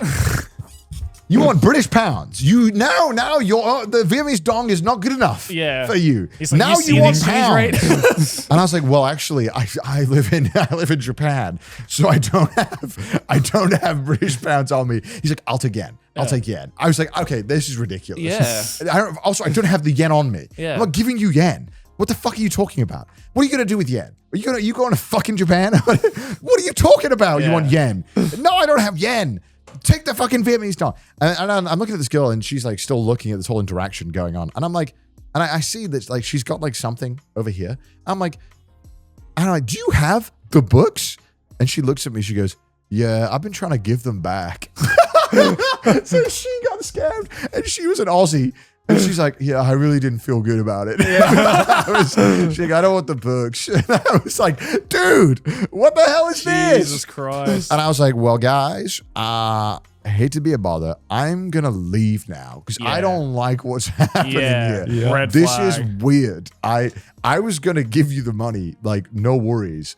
Maybe I should, maybe I shouldn't. I don't know what the fucking etiquette or the rule is or whatever. But I was like, yeah, I'm good. I don't want to be involved in this anymore. This is weird now. I was having fun being along for the ride. What even were these books? They were like did you, history, see inside of them, history or? books about like Vietnam Like War. pamphlets and shit? No, just like full-on books. They Oh, were pretty shit. big, which is why I didn't want them. Right. Because I was like, I don't want to carry this shit. Yeah. So clearly he would have been arrested or something if he was like soliciting donations. Is Scamming. my Or guess. maybe something else. I don't know. I don't know. I'm not privy. Seems Whatever it was, weird it that was weird. he's giving people books. Well, I think You know? he What's in those probably would have books, been. I imagine he would have been like kicked out or arrested if he was soliciting donations. Yeah. Because that's normally how it goes in this thing. So maybe if he's selling, it's legal. I can't imagine selling would be okay either though, because there's a gift store there. Yeah. Yeah. On premises as well. So I don't know. It's all very odd, but you know, when the scammers try to talk to you in any of these countries, I'm in it for the love of the game. I love hearing what their pitch is. I know I'm obviously being You're braver scammed. than I am. Interesting scam. Oh, hold on. What's this? Scam. Interesting with the War Museum and a little about Vietnam. What perspective? Entrance of. Okay, not. Yeah, that's not. That's something else. That's something else. Oh. Yeah. More importantly, though, Connor, did you drink egg coffee? Yeah. Did you have the egg coffee? Dude, so I'd never heard of egg coffee. No one told me about this before. I told you about it. And I had it. And What the fuck? Haven't we literally talked about We this? literally talked about this on the podcast. nobody of value has spoken What to me. the hell? We both mentioned this on the podcast. Okay, so I totally forgotten it, right? So I'm looking at this menu and I see egg coffee on it, and I ask her, I'm like, "What's egg coffee?" She's like, "Well, we whip the cream, the yolk into a sweet froth, yeah. froth." And I was like, "Say no more." And she goes, "It's not included in your all-inclusive package." I was like, "Well, give it to me anyway." Yeah, I'll pay. I'll pay it because I want this coffee. Yeah, And so I got it, and I was like, damn, this shit's good. busted. Dude. You know, it's funny because I think condensed milk has a really different sweetness profile to just sugar. Yeah. That is really, really nice and Totally. goes so well with like the bitterness of coffee. And yeah, egg coffee was a 10 out of 10. Yeah, Yeah. I was spamming Vietnamese coffee. I genuinely think one day I had like 8 of them. yeah. I had like one of the days we were in like Hoi An. I think I had like 6 egg coffees. Shit fucked up my stomach Fuck. though, I won't lie. Yeah. I can have like 1 or 2 egg coffees at most. But it's fucking fantastic. So good. But my God. I was fucking going through it. Yeah. But I couldn't stop. Yeah. Because everywhere I went, they had Vietnamese coffee, and I was like, again. Oh, more. Just one more cup. Honestly, that and the banh mi were the 2 highlights. Vietnamese coffee Yeah. and banh mi was really, really good. Yeah. I went to this chain that seemed to be everywhere. It was like the Legend Coffee, and I won't lie, it was okay. Every coffee I had that was god tier was just a random fucking stall again. That's usually how it And is. I think what I learned from Vietnam, because I asked a lot of people who are Vietnamese friends that I had, I was like, are there any good like sit down restaurants? I was just wanting to know, like, I really want to have like a cool dining experience in between all the street food. And they were like, I'll be real with you, Connor. No, it is, you need to, all the best places are like casual or street food. Yeah. So just do that. And I was like, okay, cool. But I did go to a buffet because there seemed to be a lot of buffets, weirdly. Really? Oh. And Eugene and a couple of other friends also recommended buffets. Oh. I guess it turns out there's a lot of buffets in Vietnam and Ho Chi Minh Oh, that okay. people seem to well I regard. did not go to a buffet. Yeah, I don't know. For some reason, a lot of my Vietnamese friends recommended buffets. I was like, at first when they recommended it, I was like, are you serious? A buffet? So I went to it. It was fucking ridiculous. It was insane. Unlimited lobster. Jesus. It was ridiculous. But like, was it like, what was the price range like? I think it was like $30 Oh, or okay. $35. Very expensive for Vietnamese. Yeah, for Vietnamese- Vietnam, it's Yeah. expensive. For everyone else, it's cheap as shit. Everyone else who was there was dressed very nicely. I was not, because I didn't really understand. So I went in, and it was awesome. It was like unlimited seafood. They had everything. They had the Damn. fish sauce, so it was like unlimited lobster, unlimited shrimp. yeah. They had like like a Wagyu beef first station. It was incredible. Goddamn. This buffet, I'd never seen anything like this before. It was like exceptional, and they had like crab tacos. They also had one God British damn. food. They had cottage pie randomly tucked away in a corner. And I tried it. Was it good? How was It it? was pretty good. It was really good. And Vietnamese beer is also fire. Yeah, Yeah. I like Vietnamese That- beer. Thai, I was telling you. Thai beer, I was like unimpressed by. But Vietnamese beer is pretty damn good. Yeah. Yeah, I remember Every beer I had, I was like, this is a good fucking beer. Yeah, I and I remember- went to craft beer places. It was good fucking I beer was about too. to say, well, when we were in Ho Chi Minh, we went to a craft beer place. Which place you Yeah. go to? Oh, it's in my Google Which Maps. district? I went to this place. Maybe if there's any people from Ho Chi Minh could tell me. What was it Yeah. called? It was called like It was just- pastures or something. I went. to. No. Was it we- outside? It was like a rooftop. Okay, no. Oh, no, I mine just- was on like the first floor. Yeah, mine was on the first floor as Yeah, well. but yeah, Great because like craft we beer. walked in because my dad found it and he was just like, "What do you think craft beer in Vietnam would taste like?" No, We're it's like, fucking great. Let's It's try it good. out. And we were It's like, good shit, "This is yeah. actually good shit." I like going to Vietnam. I was surprised because like I'm used to like Thai beer and Thai craft beer as well, and it's just like they're still learning. But Yeah. I was like, damn, Vietnam is like, They figured it out. yeah, they've figured You it know out. that like one Instagram sound where it's like da na na na, like when there's like something like amazing happens. No. Ba-da-da-da-da-da. Yeah. Okay, yeah. When I ordered the pint and it was an actual British pint that came out, that was the like noise that played in my head of like euphoria. I was like, it's a fucking real pint. Holy shit. I couldn't believe it. Not these like bullshit half pints. These fucking American pints. Yeah. 473 milliliters is a scam. It is not a pint. A pint is 568 milliliters. Yeah. And the glass has a weight to it Yeah. that has this imposing just feeling of the pint. You got to lock in on It this. feels like something special with the boys is about to unfold when you get a pint. Not this American one. It's not very good. But yeah, overall, I love Vietnam. I'd love to go back. I want to go with someone who can help show me around so I don't get any meals that were like, I had a couple of dishes that I was like, I feel like I went to the wrong place. I think in terms of food as well, I will say, I think Hanoi has better food than Ho Chi Minh. Think so? I think next time you should definitely go check out Hanoi because I want to try Hanoi. Hanoi's a dope city. Because I've already gone to Ho Chi Minh as well. I always forget as well that it's like communist as well. Then I'm there and I just see all the communist stuff and I'm like, oh yeah, I forgot about that. It's almost like there was a war. Yeah. But it doesn't, you know, I mean, I guess because a lot of the economic policies are so not. Well, I guess it's like communist. not in your face, right? It's I mean, I don't much. know. I mean, they're like slowly more like socialist, I guess, in that sense. Yeah. But yeah, it's interesting. Because I'm like walked in the mall and I saw like the hammer and the sickle. I was like, oh shit. Oh yeah, I guess a it word? is. I was like, damn, okay. And then there's all these posters. Did you see them all in Hanoi too? Not sure. There's these posters of like the like kid and the military guy. Oh, everywhere. yes, yeah, I yeah, did yeah, see yeah. that. And I was like, oh shit. Okay. Yeah, okay, that's what's up. Damn. All right. I'm glad you enjoyed it though. I knew you would. Sick. Yeah. Yeah, it's awesome. Hell yeah. Definitely feels like crazy. Like again, the traffic I can never get over. Yeah.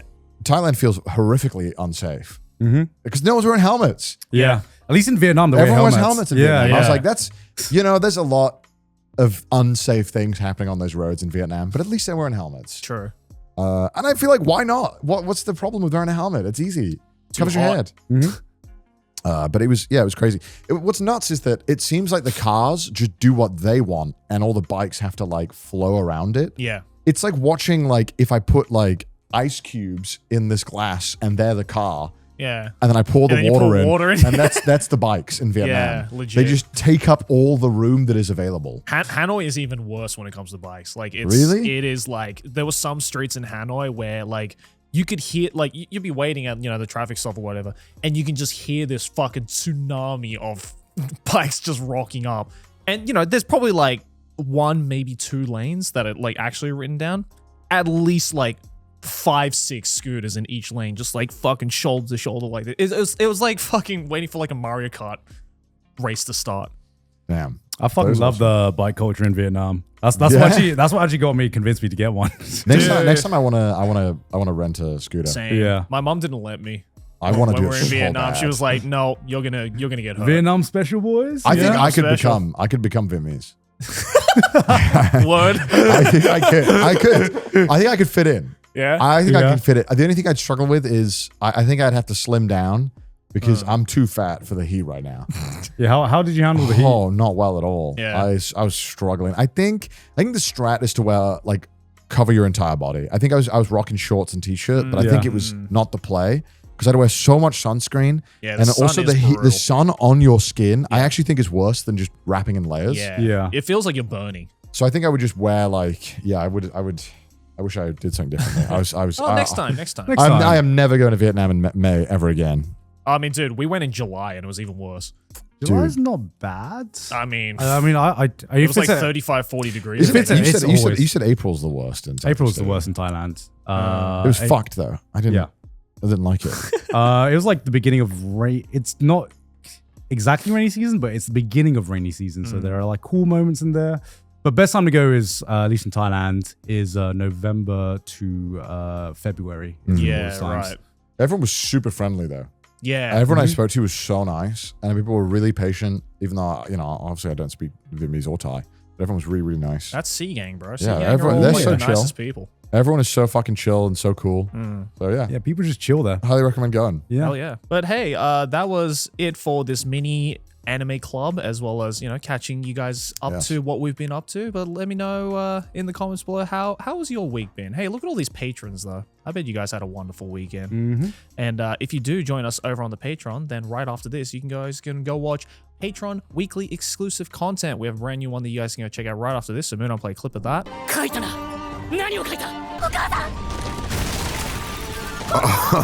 But if you want to check that out and support the show in the process, head on over to patreon.com/trashtaste. Also follow us on Twitter, send us some memes on the subreddit, and if you hate our face, listen to us on Spotify. And we'll see you guys next week. Bye.